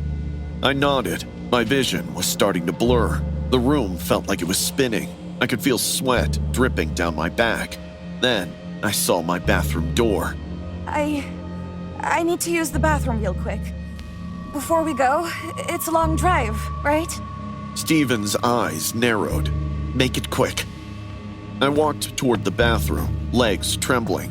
My hand found the doorknob. "Leave the door open," he said. I froze. Steven, please, I'm embarrassed. He stared at me for a long moment, then sighed. "You've got 2 minutes." I stepped inside and carefully pushed the door shut. The lock clicked so quietly I barely heard it myself. Then I pulled out my phone and called Mom. Mom! I whispered, crouching in the bathtub. He has your gun. He wants to take me away. He's in my room right now. I already called the police. Hang in there. We're coming. she said, her voice tight with panic. Maya, you about done in there? He was right outside the door. I didn't answer. Maya! The doorknob rattled violently. Open this door! I pressed myself against the wall, phone still at my ear. I heard sirens in the distance. They were faint, but getting louder by the second. Steven heard them too. You called the cops? He yelled. Open the door, you liar! I'll kill you! He was kicking the door. I could see the wood cracking near the lock. It nearly brought down the door, but the cops got in time. The kicking stopped. Steven's footsteps ran back. There was more shouting. I could hear furniture crash before silence took over. Maya? Mom whispered. It's okay, sweetie. You can open the door.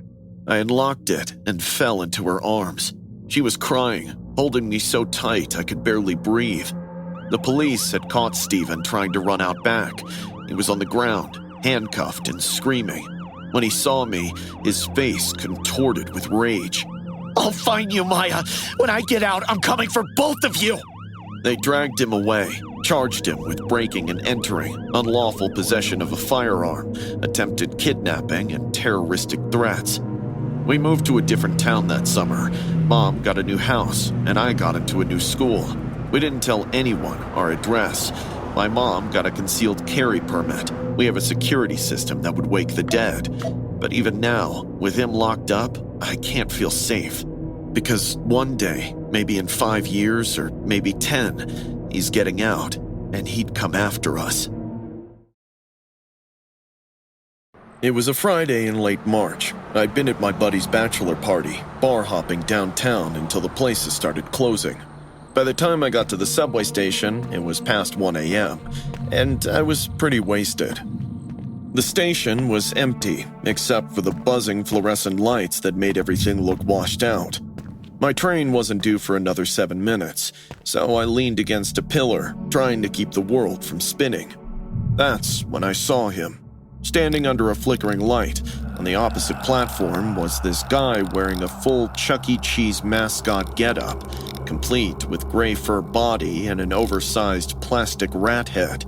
But the fur was filthy, stained with what looked like oil or dried blood. The costume had tears in it, and the head had cracks around the mouth, like someone had beaten it with a construction hammer. He was just standing there, staring at me through those plastic dead eyes. I pulled out my phone and started scrolling on TikTok to ignore him, but I could still feel his eyes on me. When I glanced back, he hadn't moved an inch. Luckily, my train pulled in just in time. The doors opened and I stumbled inside, grateful to put some distance between me and whatever weirdo was playing dress-up at 1 a.m. Inside, the car was completely empty. I collapsed into a seat near the middle and closed my eyes. Right then, the doors beeped, and I heard squeaky footsteps shuffling around. I opened my eyes, and my blood went cold. The Chuck E. Cheese guy was in my car. When did he cross platforms? I brushed off, thinking he probably changed his mind, and eagerly waited for my stop to arrive. Soon, he would walk to a seat and sat down for maybe 3 seconds before standing up and moving to another seat, then another. He was getting closer to where I was sitting. The squeaking of his costume made my heart race. Hey man, you got a problem? I called out, suddenly pretty sober. My throat felt parched. Something was very wrong here. I stood up and moved to the other end of the car. Much to my horror, he followed with that awful squeaking. I could hear his heavy and wet breathing, plastic head as he kept hopping from seat to seat, like we were playing some sick game. Finally, he sat down directly across from me, close enough that I could smell the awful mixture of sweat and rot and something chemical that made my eyes water. He tilted his head at an unnatural angle till I heard his neck crack. I could see his real eyes now through the mesh in the mascot's mouth.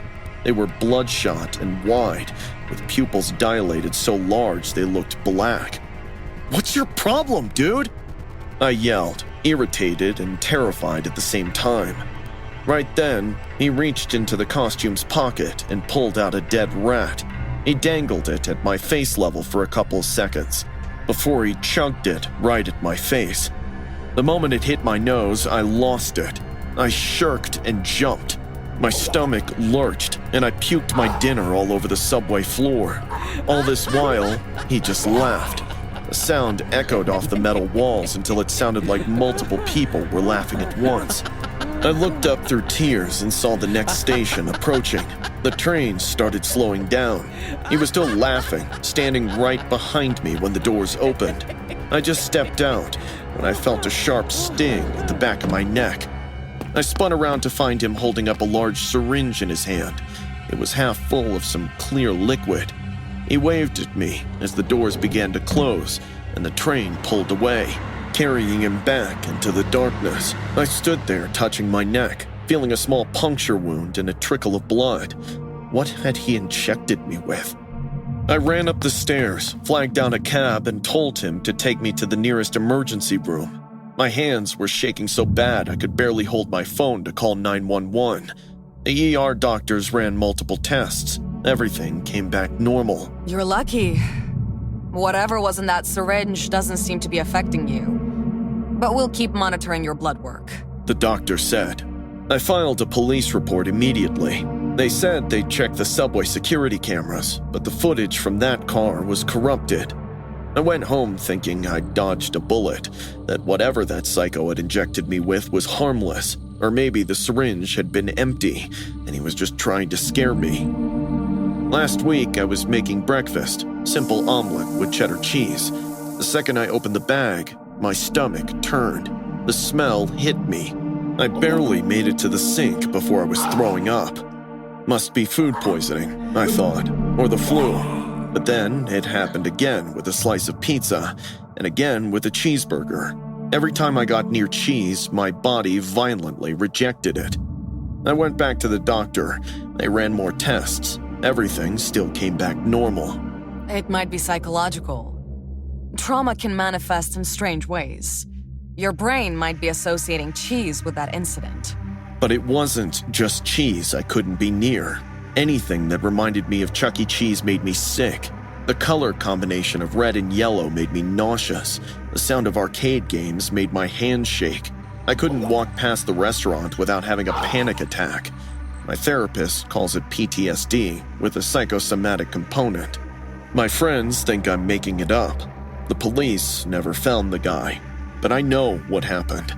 Someone targeted me that night, followed me onto the train, terrorized me, and injected me with something that changed me in a way doctors can't detect or explain. But the worst part is knowing he's still out there, hunting his next victim. I'll never forget the Christmas sleepover when I was 12. It was supposed to be perfect. Hot cocoa, movies, matching pajamas, and staying up till midnight laughing with friends. My dad had gone all out that year. He put lights on the porch, hung stockings by the fireplace, and even rented one of those fake snow machines for the backyard. My best friends, Emily and Harper, came over at around 6. We baked cookies, made a mess in the kitchen, and built a blanket fort in the living room. Everything felt warm, cozy, and safe. Around midnight, we were in the fort watching Home Alone 2, when Emily suddenly froze and whispered that there was someone at the window. Harper and I turned toward the window. At first, I didn't see anything. Then, I noticed it, just beyond the frosty glass, standing near the tree line behind our fence. A man. He was dressed in a Santa suit. He wasn't moving, just standing there, watching us. His face glowed red from the lights strung along the fence, making him look even creepier. Harper laughed nervously, saying maybe Dad was trying to scare us. I wanted to believe that. I really did. But Dad was upstairs folding laundry, and the way that figure stood so still, it didn't feel like a joke. We ran to the stairs and called for him. Dad? There's someone outside. He came down immediately, half smiling like we were overreacting. Lils, it's probably a neighbor or some guy walking his dog. But when he looked out the window himself, the man was gone. See? Dad said. "Just shadows playing tricks." We went back to the fort, but none of us could focus on the movie anymore. Every little creak made us jump. I tried to act brave for my friends, but deep down, I couldn't shake the image of that Santa standing in the snow. About half an hour later, we heard something else. It was a soft thump, followed by another, and it came from above. Soon, there was the sound of slow, deliberate footsteps on the roof. Harper screamed. Emily started crying. I just stared at the ceiling, frozen. Dad burst out of his room, yelling, "What's going on?" We told him someone was on the roof. He grabbed his jacket and flashlight, muttering something about raccoons, and ran outside. We watched through the front window as he circled the house, the beam of his flashlight cutting through the snow. Then, everything went quiet. A minute later, I heard a faint creak. It came from the attic. I felt my heart skip. Did you guys hear that? I whispered. Before they could answer, a soft scraping noise came from above, like something or someone was crawling in the attic. We screamed for Dad. He came running back inside, his boots dripping, his flashlight trembling in his hand. We huddled in the hallway and watched my dad pull the attic ladder down. A cold draft hit us from above. I'll never forget Dad's face when he aimed the flashlight upward. His voice dropped to a whisper. "Who opened the window?" We all stared. There was a small, circular attic window, and it was pushed out. Snowflakes drifted in, and there were snowy footprints leading from the window into the darkness of the attic. Dad's voice shook as he said, "I'm calling the police." Before the cops arrived, Dad stood under the attic, grabbing a baseball bat. He could tell someone was inside the attic. When the cops finally showed up, they searched the property, starting with the attic. They were up there for maybe 5 minutes before one of them shouted that someone was hiding behind the old boxes. I didn't want to look, but I couldn't help it. They let a man down the ladder.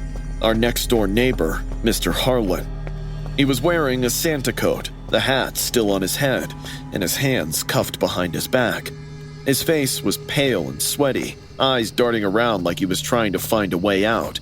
Dad just stared, speechless. Mr. Harlan had always seemed harmless, a quiet, lonely guy who waved when we got the mail. Sometimes he'd bring us cookies or offer to shovel our driveway. I'd never imagined that he'd... The officer opened the bag they'd found with him. Inside were clothes that belonged to us, a set of pajamas, socks, and even underwear. They also found a Polaroid camera with a stack of photographs that were taken without our knowledge. Harlan took our photos when we were changing, and he hid in the attic to set up a secret camera in my bedroom for more future content, I guess. When the cops asked him why he did it, he just smiled and said, "Santa always watches the good girls." The whole room went silent. Dad put a hand on my shoulder and pulled me close. I'd never seen him so pale before. I could feel him shaking in anger and disbelief. After they took Mr. Harlan away, the police stayed for a while, collecting the cameras and dusting for prints. That night, none of us slept. Dad sat up with us until sunrise, checking the locks every few minutes. He kept apologizing over and over, saying he should have believed us, that he should have noticed something sooner. Around 6 in the morning, the first light of Christmas Day crept through the blinds. Harper and Emily's parents came to pick them up. Dad made pancakes, but I couldn't eat. I just kept thinking about that red suit, those boots on the roof, and the scary smile on Harlan's face. Later that day, a detective called to say that Mr. Harlan had been doing this job for years, breaking into homes, filming families, and collecting memories. They found dozens of tapes in his basement of young girls and boys. I didn't go up into the attic for months. Even now, 2 years later, I still can't fall asleep when I hear the house creak at night. Every Christmas, when the lights flicker on the roof, my chest tightens. Christmas used to be simple in my house. Just me, Mom, and Dad. We did not have a large family, so our holidays were peaceful. watching movies, playing board games, enjoying my mother's burnt sugar cookies, and my father feigning appreciation for them. That year, though, things were different. Dad said someone new would be joining us for Christmas dinner. He said the new guest was a cousin from his mother's side whom he hadn't seen for a long time. His name was George. When Uncle George arrived, something about him immediately felt off. He was tall, a little overweight, with thinning gray hair. His eyes were still, but he blinked a lot. He came in wearing an old trench coat and carrying a single duffel bag. Dylan! I've heard so much about you! He hugged me before I could even react. His arms lingered too long, his breath hot against my neck. I pulled away quickly, forcing a smile. Mom glanced at Dad with a confused look, but Dad just shrugged like he didn't notice anything strange. Dinner was awkward. George kept saying a lot. Every few minutes he'd turn to me and ask pretty weird things, like how old I was or if I had a girlfriend. The way he looked at me while asking made my skin crawl. His eyelids just kept moving like butterfly wings. It made his face look very freaky. At one point, he reached over to touch my hair and said, "You got strong features. You remind me of someone." I pushed my chair back and muttered, "Excuse me," before heading upstairs. Mom called after me, asking if I was okay. I just said I was worn out.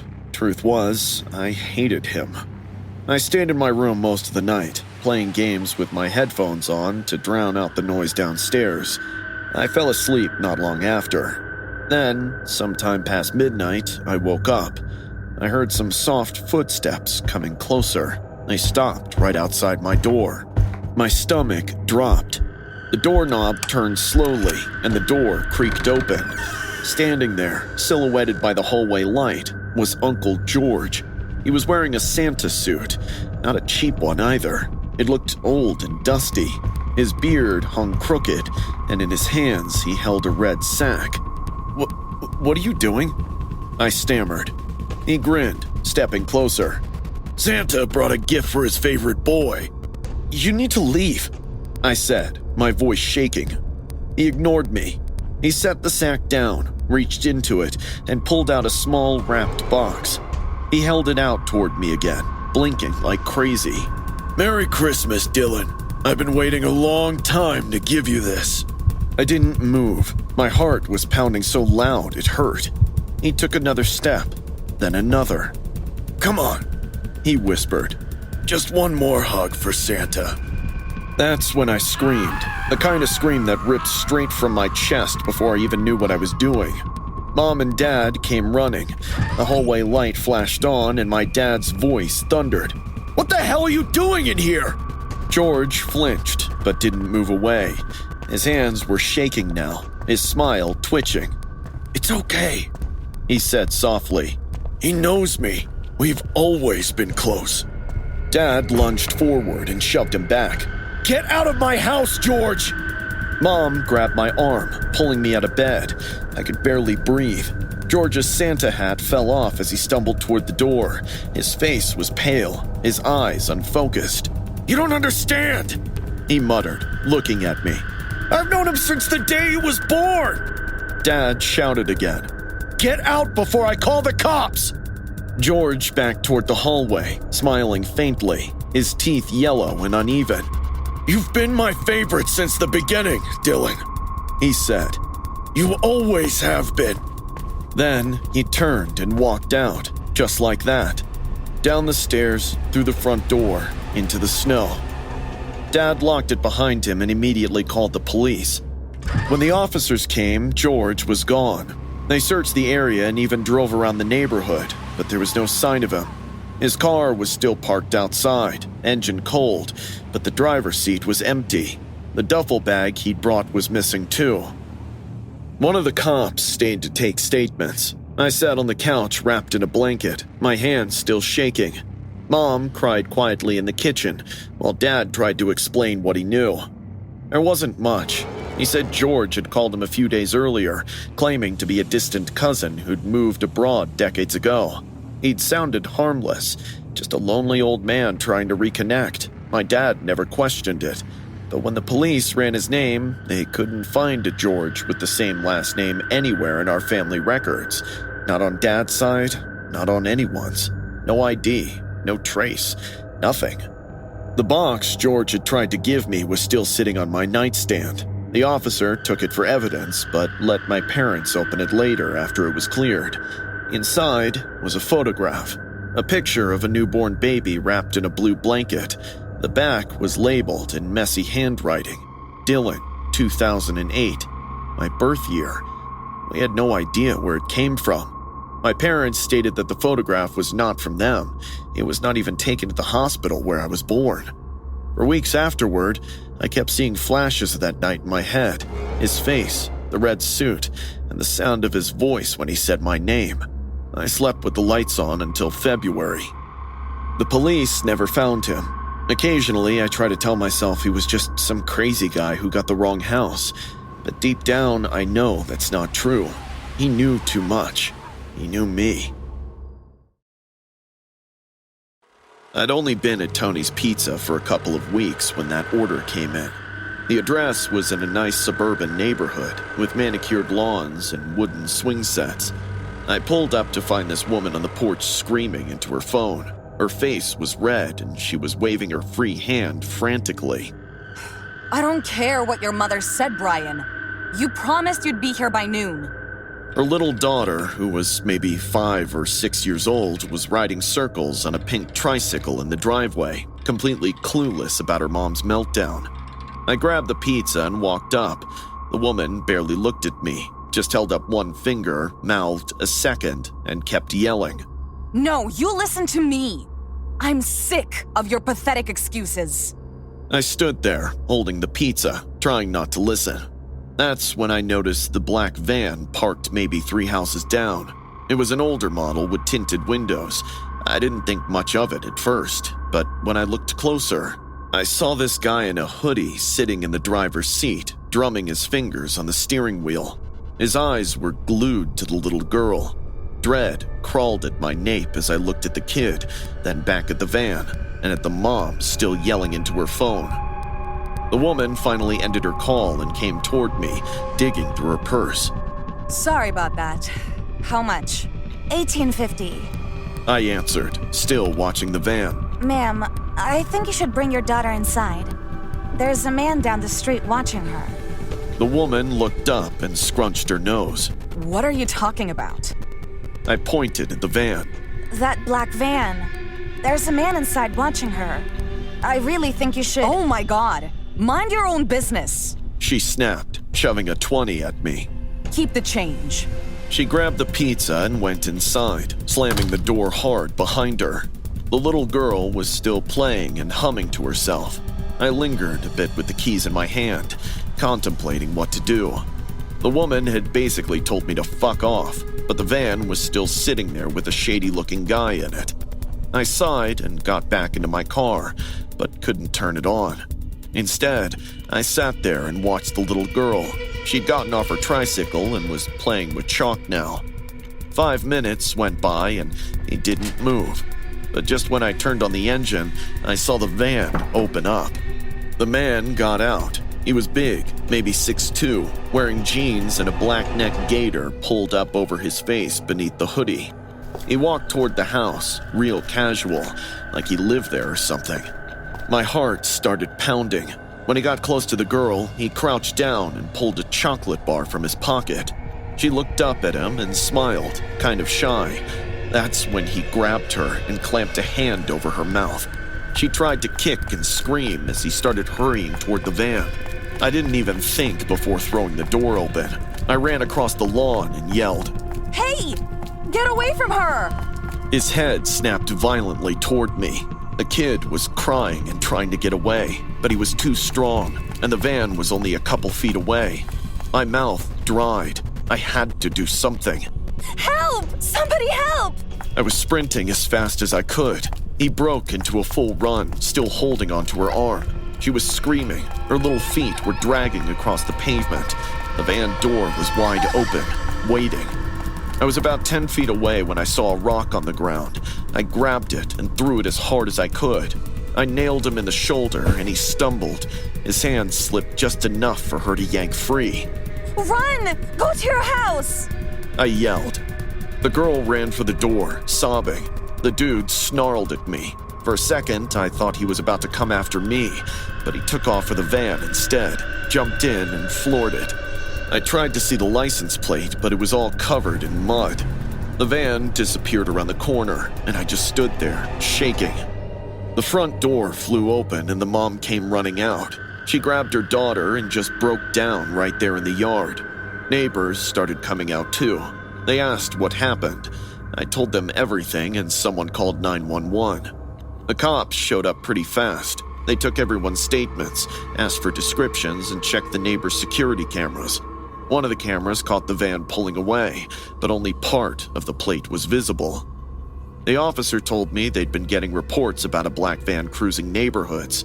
This was the first time someone actually spotted it. "You saved that girl's life," he said. "If you hadn't been paying attention, she'd be gone." The mom wouldn't stop crying and apologizing. She kept hugging me, saying she should have listened, that it was very irresponsible of her. She had never thought something could happen right in her own yard. They caught him a week later, trying the same thing 30 miles away. He had a record for child abduction going back 15 years. Police said that based on what they found in his van, the girl would have been his 8th victim. I still have nightmares about what almost happened. In them, I listen to the mom instead of my gut. I tell myself it's none of my business and drive away. And later, I see the news of a little girl missing from her front yard while her mom was inside. And I lie awake, wondering what they might have done to her, what that little soul might have gone through, all because I decided to mind my own business. This happened last year, a few days before Christmas. My wife, Julia, and I had to take a last-minute trip to the mall to buy decors and dinner supplies with our son, Danny. The mall was getting crowded each second. I told Danny to keep by my side, but a few seconds later, when I looked down, my son was nowhere to be found. We tore through every store, screaming his name. Dread coiled in my gut. Julia started crying. We were talking to the mall security to help us find Danny when we heard an announcement from their office. "Attention shoppers, one of our security personnel has been found dead in the men's restroom. Please remain calm and stay inside the building." Suddenly, one security personnel showed us footage of another security guy leading Danny by the hand toward the back hallways. "There, that's our son! Call your security guy!" I watched the guard's face turn pale. He said the man in the footage was not their coworker. The uniform he's wearing actually belonged to the dead guy found in the bathroom. Julia broke down crying on the floor.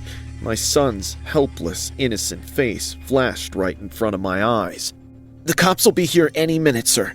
But I didn't wait. I ran. "Sir, wait! He might have a weapon!"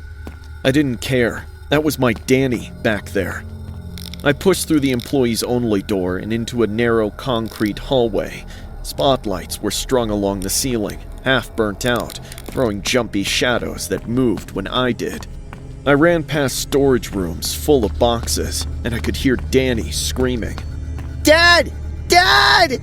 I followed his voice and burst through the door into a big storage room. The man was holding Danny off the ground. His one arm was locked around his chest. The other pointed a knife at him. Danny's little feet kicked weakly. His face was red from crying.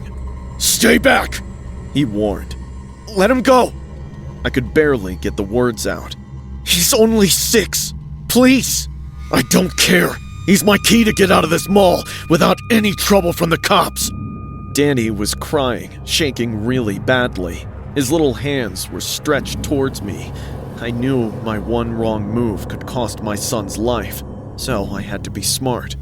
I raised my arms up in surrender and said, "Look, you want to get out of here, right? I'll help you. Just let him go and hold me hostage. I promise I'll cooperate." The man scratched his head with the knife, then looked at Danny and back at me. "Is this some trick you're trying to play? Because if so, I'll shoot." "No!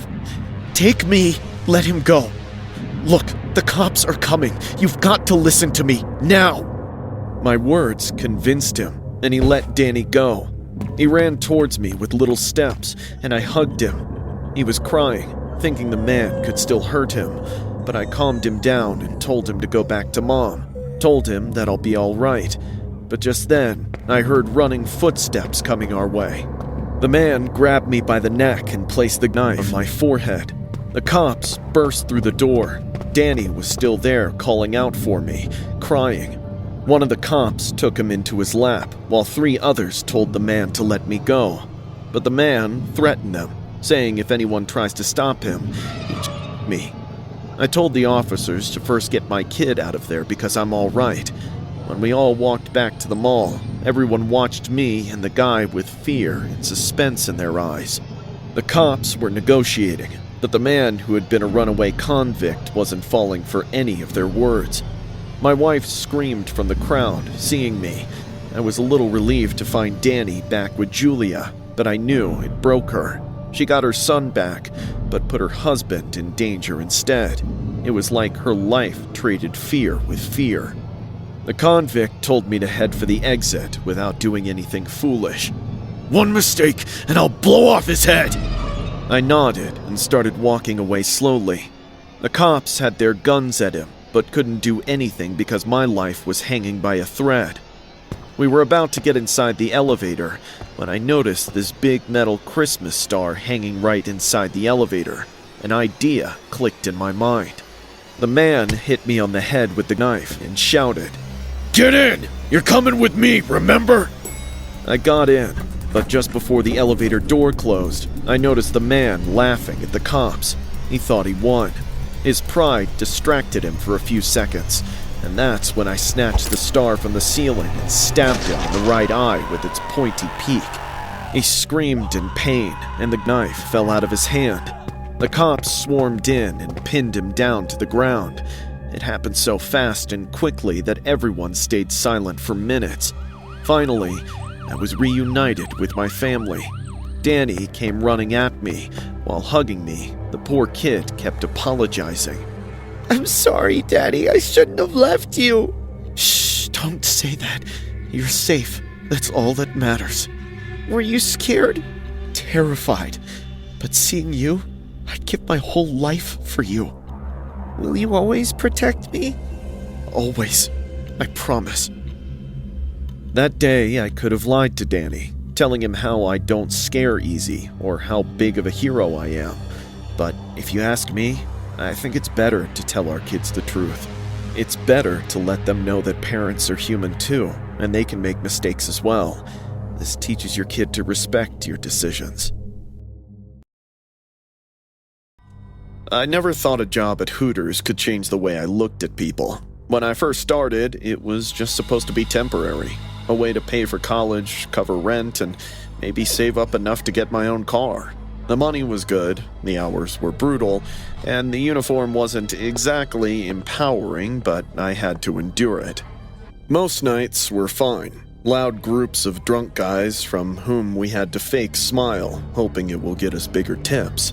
Nothing I hadn't gotten used to. You learn how to laugh things off, keep your cool, and walk away before somebody crosses the line. But even after all this, I still met one scumbag whom I'll remember for the rest of my life. It was a Thursday shift, the kind that dragged forever. I'd already been on my feet 6 hours when a man walked in. He looked like trouble the second I saw him. Mid-40s, maybe. Slick hair, gold chain, the kind of greasy confidence some guys wear like a badge. He scanned the room, then chose a table right in my section. I pasted on my usual customer service smile and walked over. Hey there. Welcome to Hooters. What can I get you to drink? He looked me up and down like he was inspecting something he'd already bought. "You," he said, grinning. Then, "Beer, whatever's cold." I forced a laugh, the kind we all learned to fake. Coming right up. As I turned to leave, he added, "And smile more, sweetheart. It's part of the job, right?" I didn't answer, just kept walking, counted to 10 and told myself he was just another jerk having a bad day.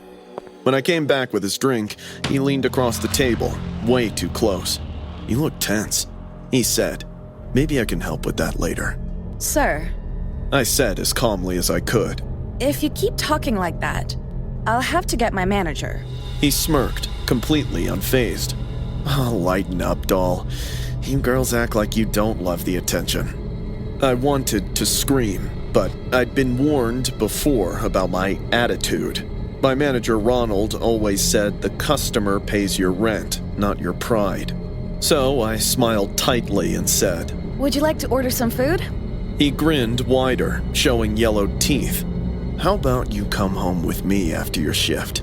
I'll pay you more in a night than this place pays in a month." I froze. My throat felt tight. Then he laughed, loud, fake, like he thought it was some kind of joke. Get out. I snapped before I could stop myself.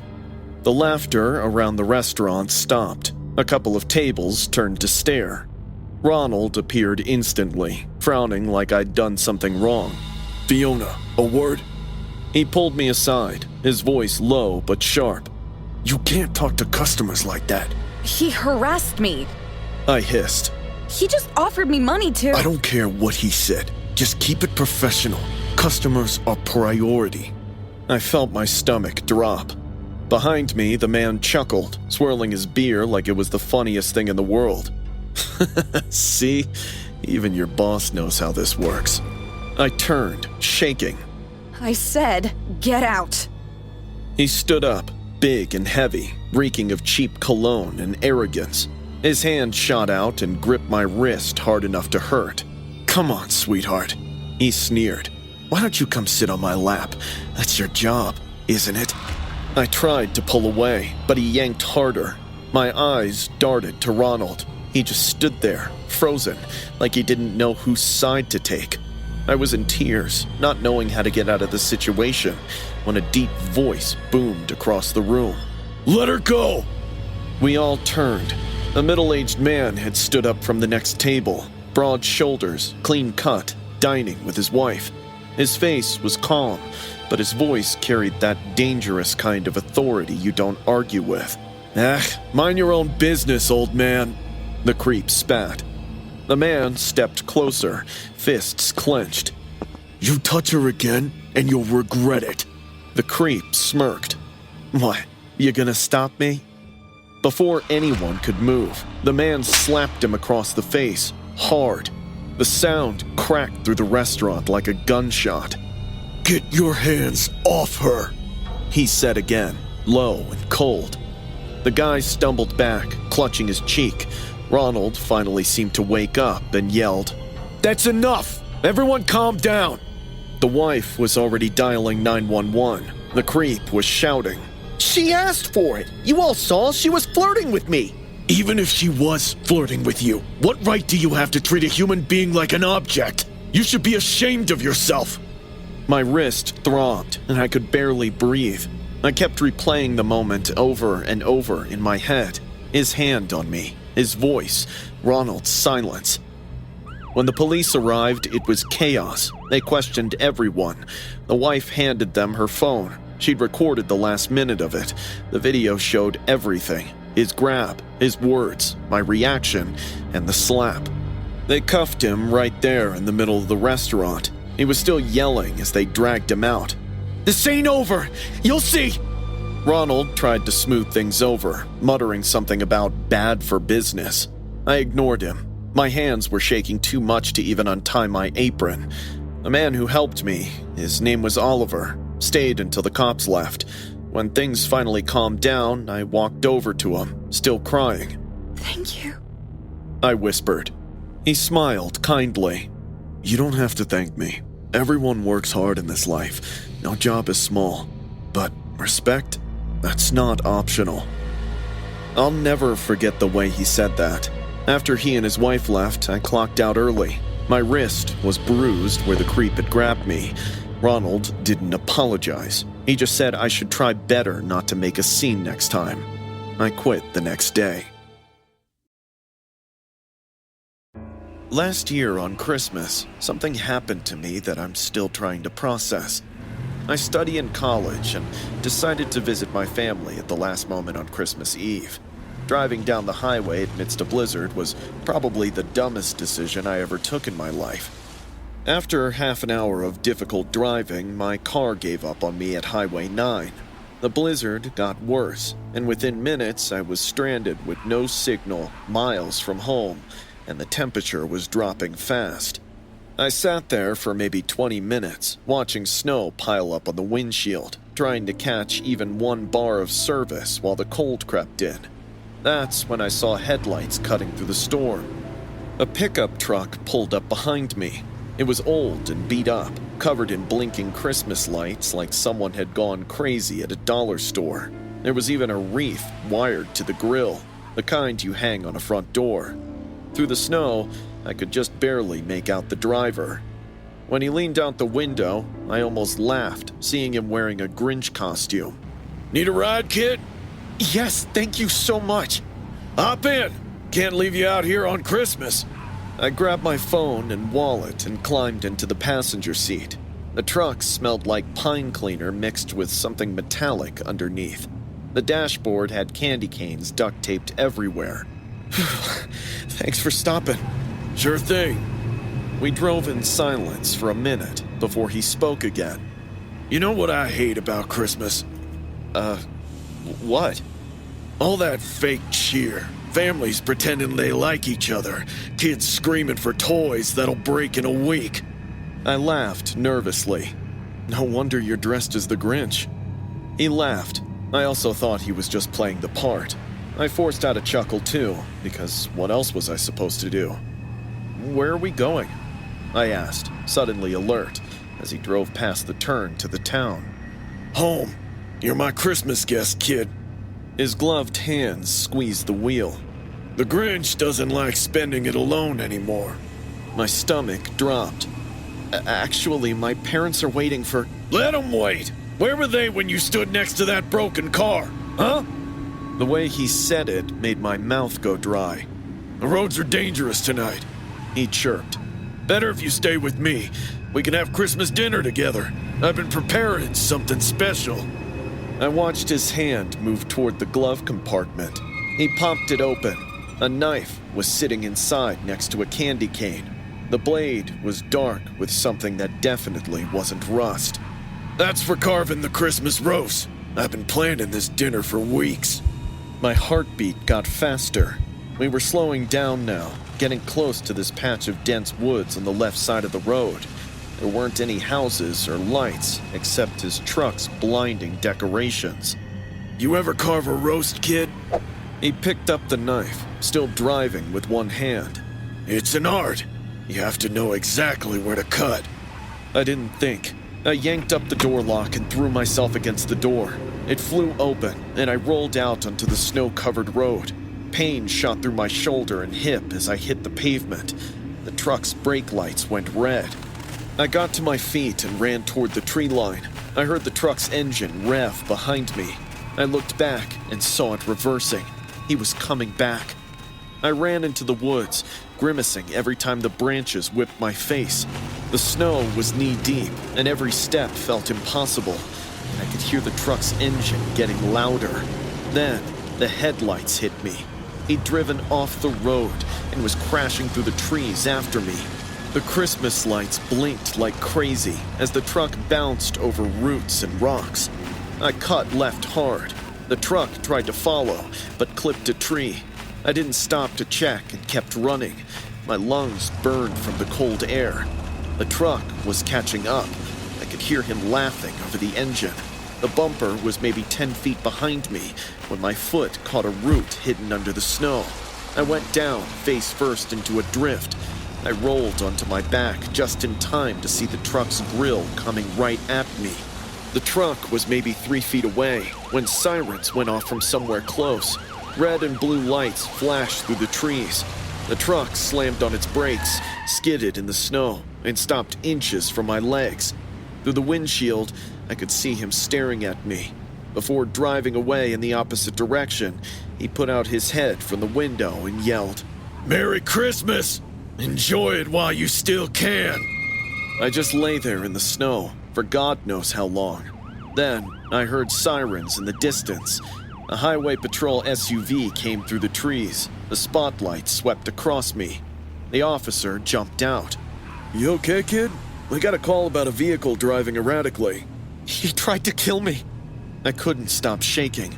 He was wearing a Grinch costume, and he had a knife. They found my car where I'd left it, covered in snow. Found tire tracks leading into the woods, but the truck was gone. The officers said they'd been patrolling nearby after reports of a decorated truck driving recklessly.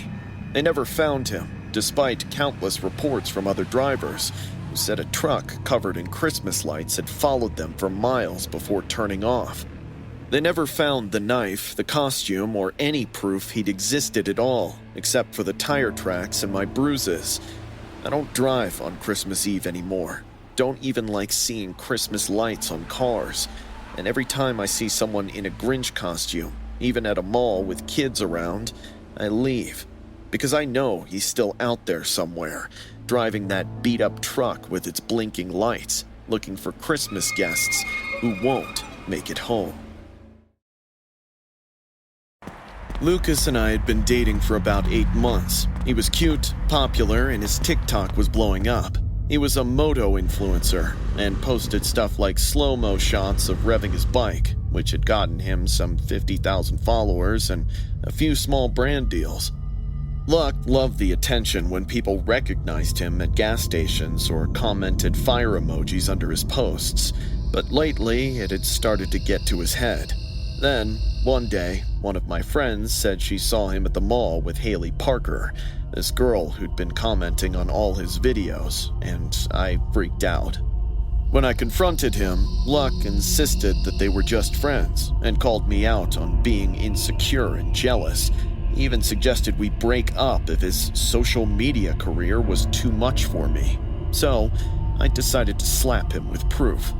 I convinced him to do a couple's truth or dare live at my house. He loved it immediately because it meant content. We set up in my living room with good lighting, arranged snacks, and went live at around 8 on Friday. People flooded in. His followers were mostly commenting about how cute we were together.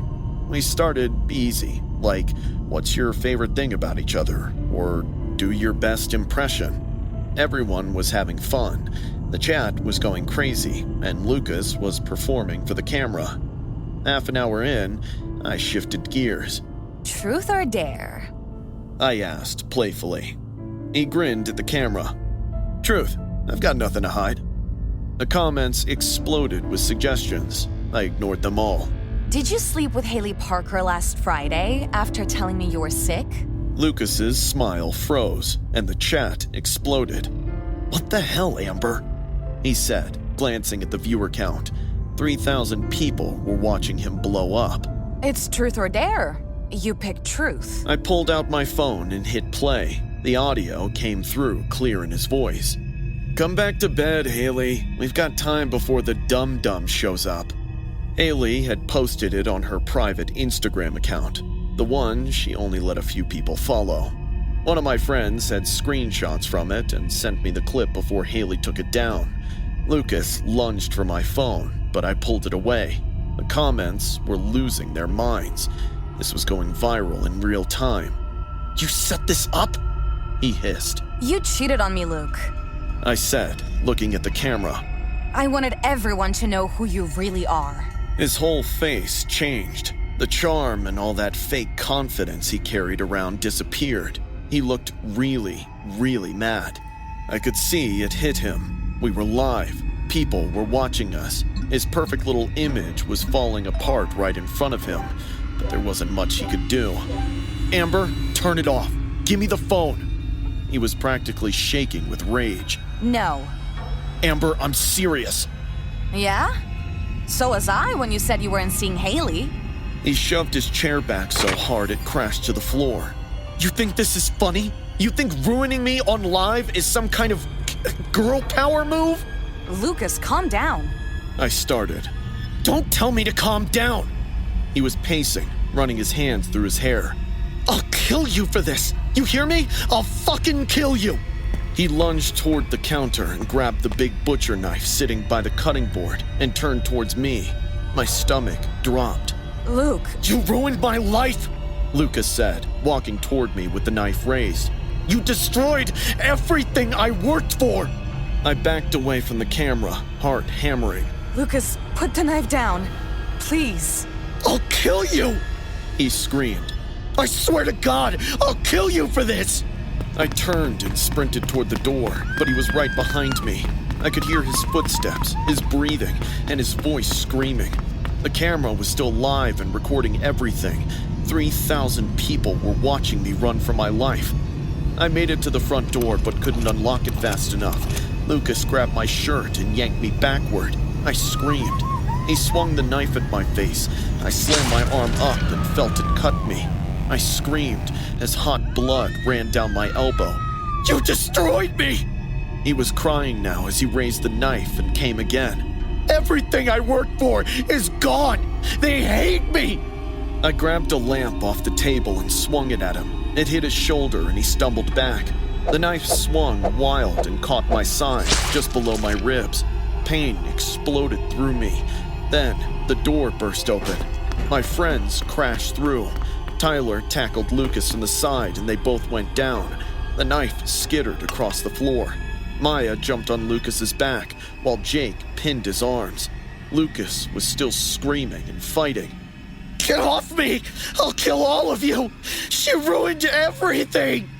Jake's girlfriend had her phone out. Lucas was thrashing, trying to bite Tyler's arm and kicking at Maya. It took all three to hold him until the police arrived. When the cops got there, Lucas was still screaming threats. They had to cuff him while he yelled about his followers and career. As they dragged him to the patrol car, he looked back at me. "You think this is over?" he shouted. "I'll come for you when I get out.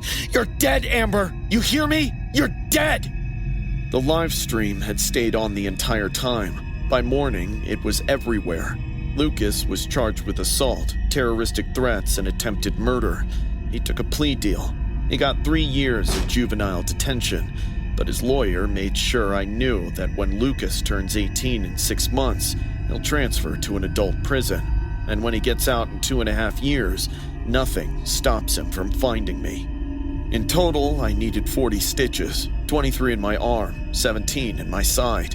I deleted all my social media and changed my number. My parents installed security, but none of that makes me feel safe, because I know Lucas meant every word he screamed. Working at Hooters isn't as wild as people think. Sure, you get the occasional drunk guy or creepy comment, but most nights it's just wings, small talk, and pretending to laugh at bad jokes for tips. I'd been there for almost 2 years, used to the routine, until that night. It was a Tuesday. The restaurant was half empty and I was cleaning off a table near the bar when I noticed a woman in her with a weird mushroom haircut that looked like she'd cut it herself. She wore this heavy sweater, even though it wasn't that cold yet. The moment our eyes met, she smiled at me, and before I knew, she walked up to me, clutching her purse. Hi, honey. She said, her voice sugary but creepy. It's good to finally meet you, Sarah. I follow your Insta account like Bible. I froze a little. It's not like I'm the influencer type, and meeting someone who admits to stalking so proudly was very new to me. Okay. How can I help you? She smiled wider. Oh, you're more beautiful in person. Table for one, please. But I'd like you to be my waitress. No one else. Just you. Sure. Right this way. She followed me to a booth in the corner, humming some old tune under her breath. When I handed her a menu, she brushed her fingers on mine intentionally while taking it. You've got such lovely hands. Do you play piano? No. Just carry trays and drop things. She giggled, high-pitched and a little too loud.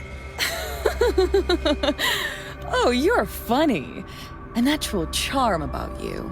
I smiled thinly and asked what she'd like to drink. She ordered sweet tea. When I came back with it, she went super annoying with personal questions like she was shooting cannonballs. Do you live nearby? Are you married? What kind of car do you drive? Do you go to church? Finally, she said, You know, I think you and I could be great friends, Sarah. Maybe even more. I blinked. I'm sorry? Yeah. We can be a couple, you know? I'll take good care of you.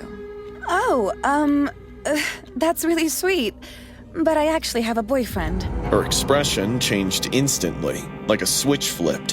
Her lips pressed together. Her eyes went dark. Men ruin everything beautiful.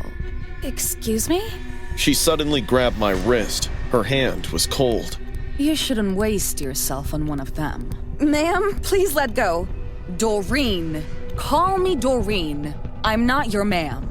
You need to calm down, okay? Soon, our conversation turned into a heated argument, and Doreen was screaming at me. Tom, my manager, noticed from across the room and came over. Everything all right here? She's fine. Doreen said, smiling again. That eerie, broken smile. We're just having girls talk. Tom looked at me. You good, Sarah? I explained to Tom how Doreen was misbehaving with me. Tom immediately took stand for me and asked Doreen to leave. The face she made when Tom threatened to call the security to throw her out was pure hatred and rage. Yet, before leaving, she smiled at me and gave Tom a burning look. The matter resolved there. I tried to shake it off. My boyfriend, Evan, came to pick me up after work. I couldn't stop replaying her words, the way she'd said my name, the strength of her grip. Evan sensed my tension and asked if I was okay. I told him about Doreen on the drive home. He called her a psycho and told me to report her next time I see her. That night, I didn't sleep well. The next morning, I woke to my phone ringing. It was Carly, one of my coworkers. Her voice was trembling. Sarah, did you hear? Hear what? Tom's dead. My stomach dropped. His body was found in the alley behind the restaurant. He was stabbed, like brutally. The cops think it happened right after we closed. I sat there in bed, staring at the wall. Tom took rivalry with her for me, and no doubt she can be vengeful. But what proof do I have? All day, I couldn't shake the thought that it was connected. Doreen's face kept flashing in my mind, that look she gave him. That evening, I got home to find a small package sitting on my doorstep, no return address, my name written in neat cursive. I thought maybe Evan had ordered something for me, so I brought it inside and opened it on the kitchen counter. I dropped it instantly, heart hammering. Under a pile of blood-soaked tissues, there was a folded note. The handwriting was shaky but deliberate. It read, You shouldn't have said no. I called Evan immediately. He told me to lock the doors and call the police. I did. They took the package, filed a report, but said without proof it was her, there wasn't much that they could do. I barely sleep nowadays. Every creak in the house makes me flinch. I haven't been back to work since. I think I should move out of town, start over somewhere new. Evan feels I'm getting paranoid, but deep down, I know it won't matter, because last night, as I walked past my living room window, I caught a reflection in the glass. Out on the sidewalk, I saw Doreen peeking at my house. I know she won't let this go so easily. I grew up bouncing between foster homes, so when I finally got my nursing certificate at 26, working at Meadowbrook Senior Living felt just right. I knew what it was like to have nobody, and I wanted to be there for people who did. Most of the residents were sweet. Some got a little confused at times, but they laughed and lived, except for Bob. He was 68 and usually kept to himself.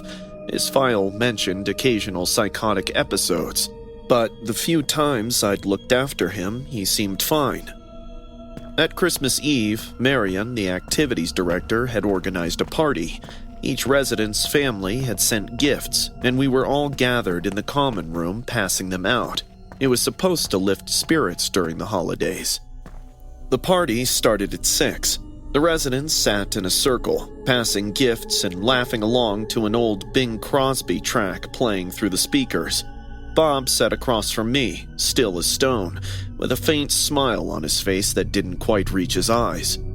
Mrs. Patterson opened hers first. Her daughter had sent a nice scarf. Mr. Rodriguez got slippers. Rena's uncle had sent her books and candy. Nearly everyone got thoughtful presents. Then, Marion handed Bob his gift. It was a small box wrapped in red paper with a gold bow. His hand shook as he took it. He peeled back the paper slowly, like he already knew what was inside and was dreading it. When he lifted the lid, his whole expression shifted. Inside was a man's leather belt. It was flashy and looked expensive. For a few seconds, Bob just stared at the belt like it was a snake curled up in that box. Then, he screamed and threw the box across the room. Bob! Marion shouted, but he wasn't hearing anything. He grabbed one of the caregivers and shoved her so hard she hit the floor. His knees pinned her down as his hands locked around her throat. All the while, he kept screaming. It took 3 of us to pull him off. Even then, he kept thrashing, trying to get back to her. Marion had to call for the sedative. They dragged him to his room after that. The party was over.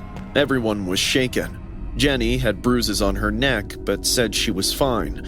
I couldn't sleep that night. I kept seeing Bob's face when he opened that box, the pure terror in his eyes before the rage took over. At around 2 a.m, I woke up to heart-wrenching sobs from the East Wing. I found Bob in a dark corner near the supply closet, curled up on the floor. Tears ran down his face as he whispered his wife's name over and over. Margaret. I'm sorry, Margaret. Bob? I knelt carefully, keeping a safe distance from him. It's Ruthie. What's wrong? He looked up, and his face just crumpled. He won't let me forget, Ruthie.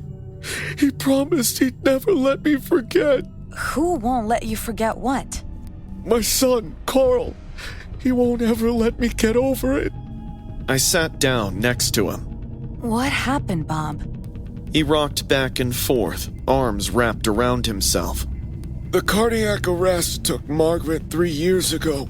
She was the only good thing in my life. And when she went... He swallowed hard.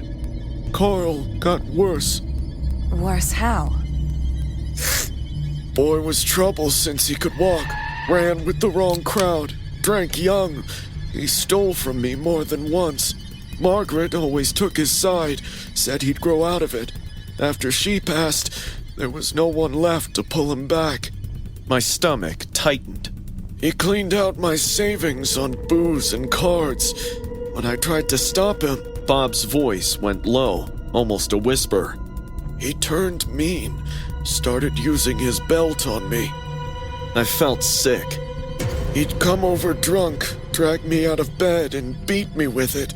Said I deserved it for being a terrible father, for not giving him enough money, for still being alive when his mother wasn't. Tears were streaming down Bob's face now. I tried calling the police once. He laughed, said who'd believe me, that I was just a crazy old man with dementia. Bob, we need to tell someone. If Carl's been hurting you... He's a lawyer, Ruthie. Knows exactly how far he can go without leaving marks that last. And he's got everyone convinced I'm losing my mind. Bob looked at me with hollow eyes. Every Christmas he sends me that belt, just to remind me that Margaret's gone, and I'm at his mercy now. This is abuse. There are laws. Nobody will believe me. He made sure of that. Got to my doctor to document episodes. Got the staff here thinking I'm unstable. He's been building his case for years. I waited for Bob to stop crying before I went back to my locker and found that belt Marion had put there.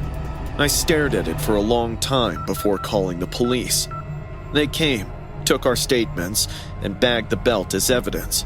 But Bob was right. Carl really had everything figured. He showed up the next morning in an expensive suit, calm as anything. He listened to everything with a small smile. My father has documented psychotic episodes. This is obviously a delusion. I'm concerned about the quality of care here if staff members are encouraging these fantasies. The administration bought his story. I was reprimanded for causing unnecessary distress and basically forced to quit. I couldn't stay there anyway. Couldn't look at Bob knowing he was trapped, and Carl would do it again next Christmas, and the one after that. For however many years Bob had left, I still think about Bob in that dark corner, crying over his dead wife, trapped by the son she'd protected her whole life. How Carl turned his grief into a weapon. How nobody believed the old man breaking down at Christmas. Sometimes, the real monsters wear expensive suits and know exactly which laws protect them.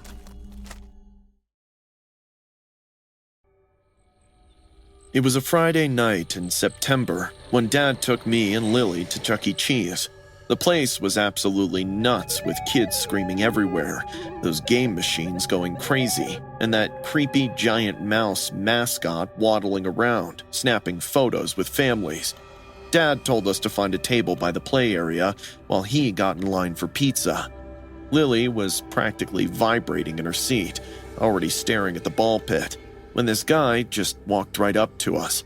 He looked like every other Chuck E. Cheese guy, donning the employee shirt, but something about his smile was creeping me out. "Hey kids, want to see some magic tricks?" he said, popping himself down on a chair without even asking.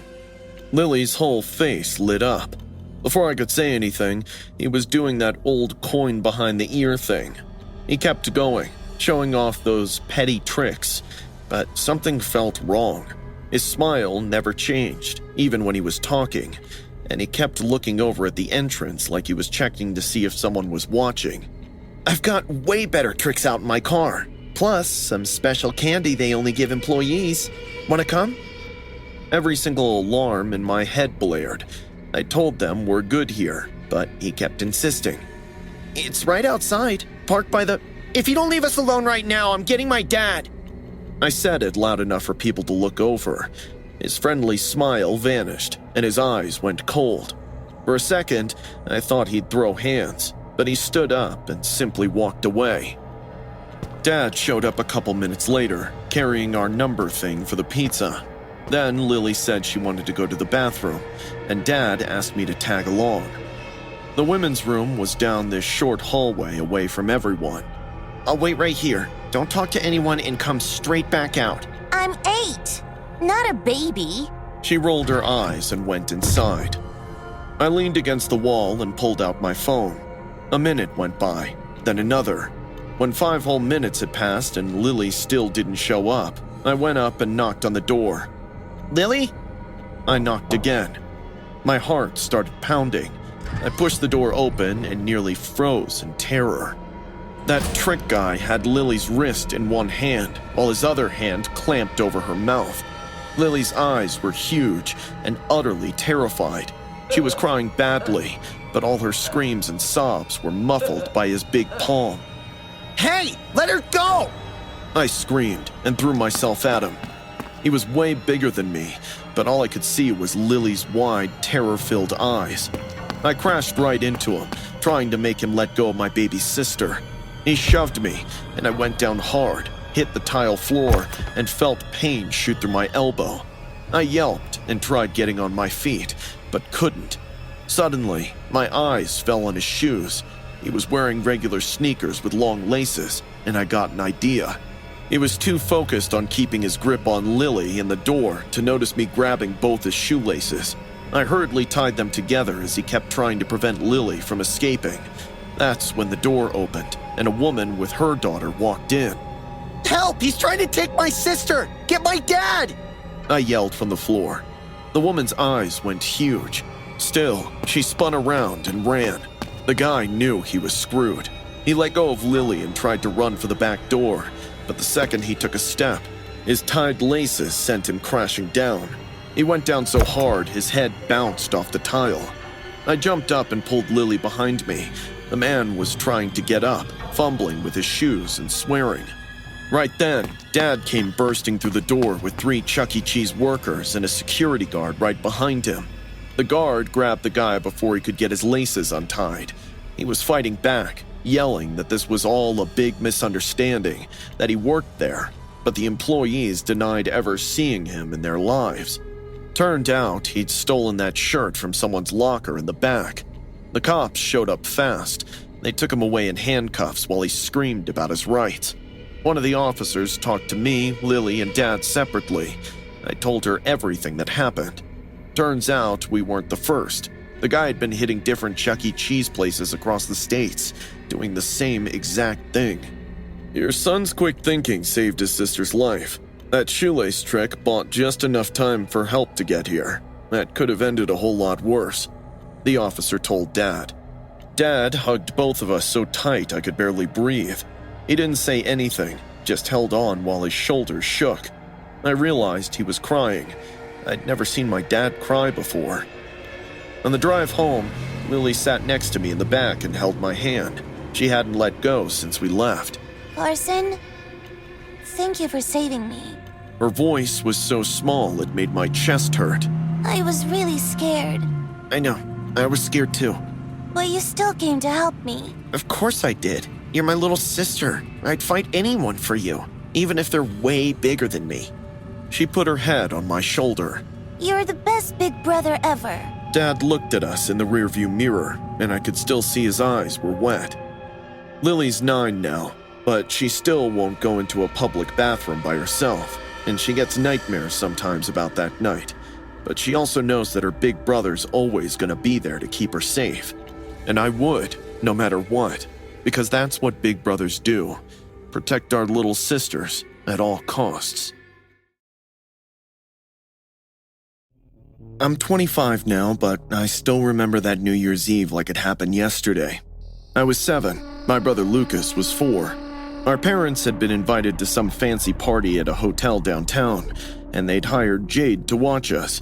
She was 19, a college student who babysat to pay for textbooks. We've had her before. Lucas loved her because she played with us instead of just staring at her phone. She showed up at around 7 that night, wearing jeans and an oversized sweater. Her blonde hair was pulled back into a ponytail. She brought coloring books and promised to let us stay up until 11 to watch the ball drop on TV. Your parents will be back around 1, she said, plopping down on our couch. So we're gonna have the best New Year's Eve ever, okay? Lucas was already showing her his new action figures while I was pretending to be too old for babysitters. Everything was normal until around 11:15. Suddenly, we heard a woman's terrified shrieks from the corridor outside, followed by breaking glass. Jade's head snapped toward the door. She stood up slowly, telling us to stay put while she checked the peephole. I saw her face go pale. "What's happening?" She didn't answer, just grabbed her phone and dialed 911. I heard her whisper into it. There's someone in the building. We're on the 8th floor, apartment 804. Please hurry. She hung up, then turned to us with a smile while her eyes were filled with fear. Guys, we're gonna play a game, okay? We're gonna hide in the bathroom, really quiet like ninjas. Can you do that? Lucas thought it sounded fun, but I knew something was wrong. Jade grabbed our hands and led us to the bathroom. She lifted Lucas into the tub first, then me, and pulled the shower curtain closed. No matter what happens, you two stay in here. Jade, what's going on? I whispered. Just promise me, Alex. Promise you'll stay here with Lucas. I promised. She started to leave, then stopped and knelt beside the tub, looking at us through the curtain. I need you to be brave, okay? Trust me. I'm going to keep you safe. Lucas and I sat in the dark bathtub, listening. For a while, there was nothing except the sound of our breathing and the distant hum of the building's heating system. Then, we heard footsteps in the hallway outside our apartment. They were loud and stopped at each door. I held Lucas close, covering his mouth with my hand. My chest felt like it was going to explode as I kept listening. The footsteps stopped outside our door. There was a long silence before the doorknob rattled. I heard Jade's voice, muffled but clear enough. The door's locked. The police are coming. Just leave. There was a short pause before something heavy slammed against the door. Jade's scream numbed our ears. I was shaking, and so was my little brother. We heard a crash, like furniture being knocked over, followed by the sound of running footsteps. Lucas started crying in my arms, but I clamped my hand tighter over his mouth. Whoever broke in was moving through our apartment now. He was fast. I heard another crash, closer this time. The man was tearing through our living room. He kicked open my bedroom door so hard it slammed against the wall, and I nearly jumped. Then he moved toward the bathroom. I held my breath as the bathroom door opened. Through the crack in the shower curtain, I could see his shadow. He was tall and wearing a black ski mask. He was holding a meat chopper. His fingertips were dripping blood. He took a step toward the tub, but just as he was about to open, Jade screamed. Hey! Over here! The man spun around and ran. I heard him chasing her, heard her footsteps pounding toward the stairwell, and the heavy door slam open. Then there were sounds of shouting and sirens. The cops had showed up. Everything happened fast after that. Officers flooded the building. Someone pulled us out of that bathtub. A female cop wrapped us in blankets and asked if we were hurt. I was shaking so bad, I couldn't even answer. Where's Jade? I kept asking. They didn't answer. My parents came running in about 20 minutes later. Both of them were crying, holding us so tight it hurt. They kept saying we were safe, that it was over, but I didn't feel safe because I saw them wheeling someone out on a stretcher. I saw the blood on the white sheet and a blonde ponytail hanging off the side. That night, Jade almost died saving us. She was beaten so badly that when the police arrived, she was unconscious. She had broken ribs, a fractured skull, and some kind of bleeding inside her body. She had to spend 2 weeks in the hospital. The man they arrested was named Jax Ryder. He'd been released from jail 3 days earlier and was looking for the guy who testified against him. The guy lived on our floor, but Jax didn't know which apartment. So he was going door to door, attacking anyone who got in his way. He would have killed us, hadn't Jade led him away. I visited her in the hospital after she woke up. She could barely talk. Her face was covered in bruises, but when she saw me, she tried to smile. You stayed in the tub. She whispered. I nodded and broke down. Even the 7-year-old me knew I owed my life to that girl. Jade recovered eventually, but she never babysat again. She moved to a different city for grad school. My parents paid her medical bills, set up a fund for her college, and tried to find the words to express what she'd done for us. Lucas and I are adults now. We both have our own lives, our own apartments, and our own problems. But every New Year's Eve, we meet at Jade's place. We order pizza, watch the ball drop, and remember the night a 19-year-old girl chose to put herself between 2 kids and a monster. She saved our lives, and we shall never forget it. In my junior year, we had this girl, Bianca, who basically ran the whole school. She was stupid pretty. Her parents had money, and she had like 5,000 TikTok followers, so she acted like she was famous or something. Bianca loved making people miserable, and her favorite target was Holly, this straight-A student who always read and never really bothered anyone. That afternoon, after gym, I was getting dressed when I heard Bianca's high-pitched voice echo through the locker room. She had her phone out and was probably live streaming on TikTok. Guys, you're not going to believe what I found in the showers. I looked over and saw Holly standing there in just a towel. She was frozen and shaking. Bianca had her phone pointed right at her as the comments rolled in. Nearly all of them were mean stuff about how Holly looked, her body, everything. Look at this. Bianca said, circling Holly with her phone. This is what happens when you're too busy being a nerd to care about how you look. Holly's face was bright red. She was trying to hold her towel tighter and make herself smaller. Tears were streaming down her face, but that didn't stop Bianca. Suddenly, she reached out and tried to yank the towel away. Holly screamed and somehow managed to pull it back with all of her strength. Bianca continued humiliating her like she always did.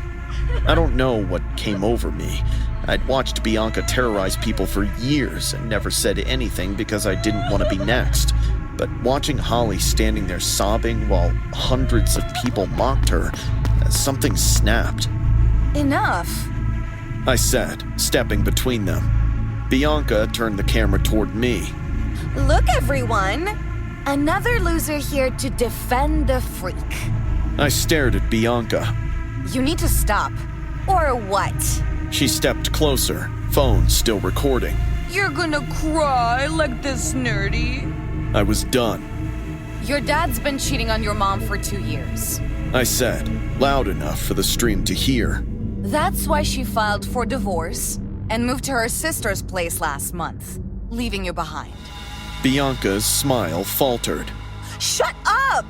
And that nose? You got it done last summer. I saw the before pictures your cousin posted. You paid a surgeon to fix what you hated about yourself. And now you tear other people apart for being authentic. The locker room went silent, except for the live stream comments going insane. I said shut up! Bianca's voice cracked. You're cruel because you're miserable. You destroy people because you hate yourself. Her whole face transformed. The fake sweetness vanished and she was replaced by rage. She slapped me across the face so hard my vision blurred. The crack echoed through the locker room. You think you're better than me? She screamed. You and your broke father who can barely afford rent. She reached into an open locker and grabbed scissors, the kind from art class with long, sharp blades. She held them up to the camera. Her eyes were glowing like a wolf. Let's see how you look bald on TikTok. She grabbed my hair with her free hand and raised the scissors. That's when Holly screamed like a wounded animal and lunged at Bianca from behind. She shoved Bianca hard. Bianca stumbled, and the scissors clattered to the floor. What happened next happened in seconds. Holly bent down, grabbed the scissors, and charged at Bianca. Bianca tried to run, but Holly was faster. Holly, don't! I tried intervening, but she wasn't listening. She caught her near the showers and drove the scissors right into Bianca's eye. The screaming was horrible, mingled with the sound of metal going into flesh. The live stream was still going, capturing everything. Blood poured down Bianca's face as she collapsed, but Holly didn't stop. She stabbed again and again at Bianca's neck, chest, and anywhere she could reach. Blood was everywhere, spraying across the tiles, pooling on the floor, splattered on the shower curtains. Holly was laughing like she had tasted victory while I screamed for help. Holly was still laughing when the police came, covered in blood, holding those scissors. They had to tackle her to get them away. She fought them the whole time, laughing and screaming and trying to get back to Bianca's body. The trial was brutal. Holly's lawyers argued temporary insanity from sustained psychological torture. The prosecution showed the TikTok live stream, all 13 minutes from Bianca's cruelty to Holly's attack. The comments were evidence too, thousands of people who'd participated in tormenting Holly. Holly was declared mentally unfit to stand trial. She's in a psychiatric facility now. The doctors say she had a complete psychotic break. I still go to the same school, but it's different. They banned phones in locker rooms, started anti-bullying programs, and brought in counselors. Bianca's parents tried to sue everyone. The lawsuits were dismissed. Every friendship day, I get a card from Holly with nearly identical message. You're the only friend who stood up. Thank you, Evie. Sometimes she draws flowers. Sometimes there are stains that might be tears. I visited her once. Holly seemed calm, medicated, but peaceful, until I mentioned Bianca's name. Then her eyes went distant, and that laugh started again. I don't think Holly regrets anything, but I can't stop thinking about that day. About Bianca's face when Holly came at her. The live stream is still out there somewhere. People downloaded it before it got taken down. I've seen it on gore sites and conspiracy forums. People are analyzing the footage, debating if it's real. Some use Bianca's death as entertainment, just like she used Holly's humiliation to entertain herself. I still wake up screaming for help at night. My therapist says I witnessed a traumatic event and need to process it. But how do you process watching one person destroy another so completely that murder became the only option? Every friendship day, I get that card, and every time, I wonder if Holly knows what she did to me that day, if she understands that I see her standing over Bianca's body every time I close my eyes, if she knows that I'm trapped in that locker room too, just in a different way.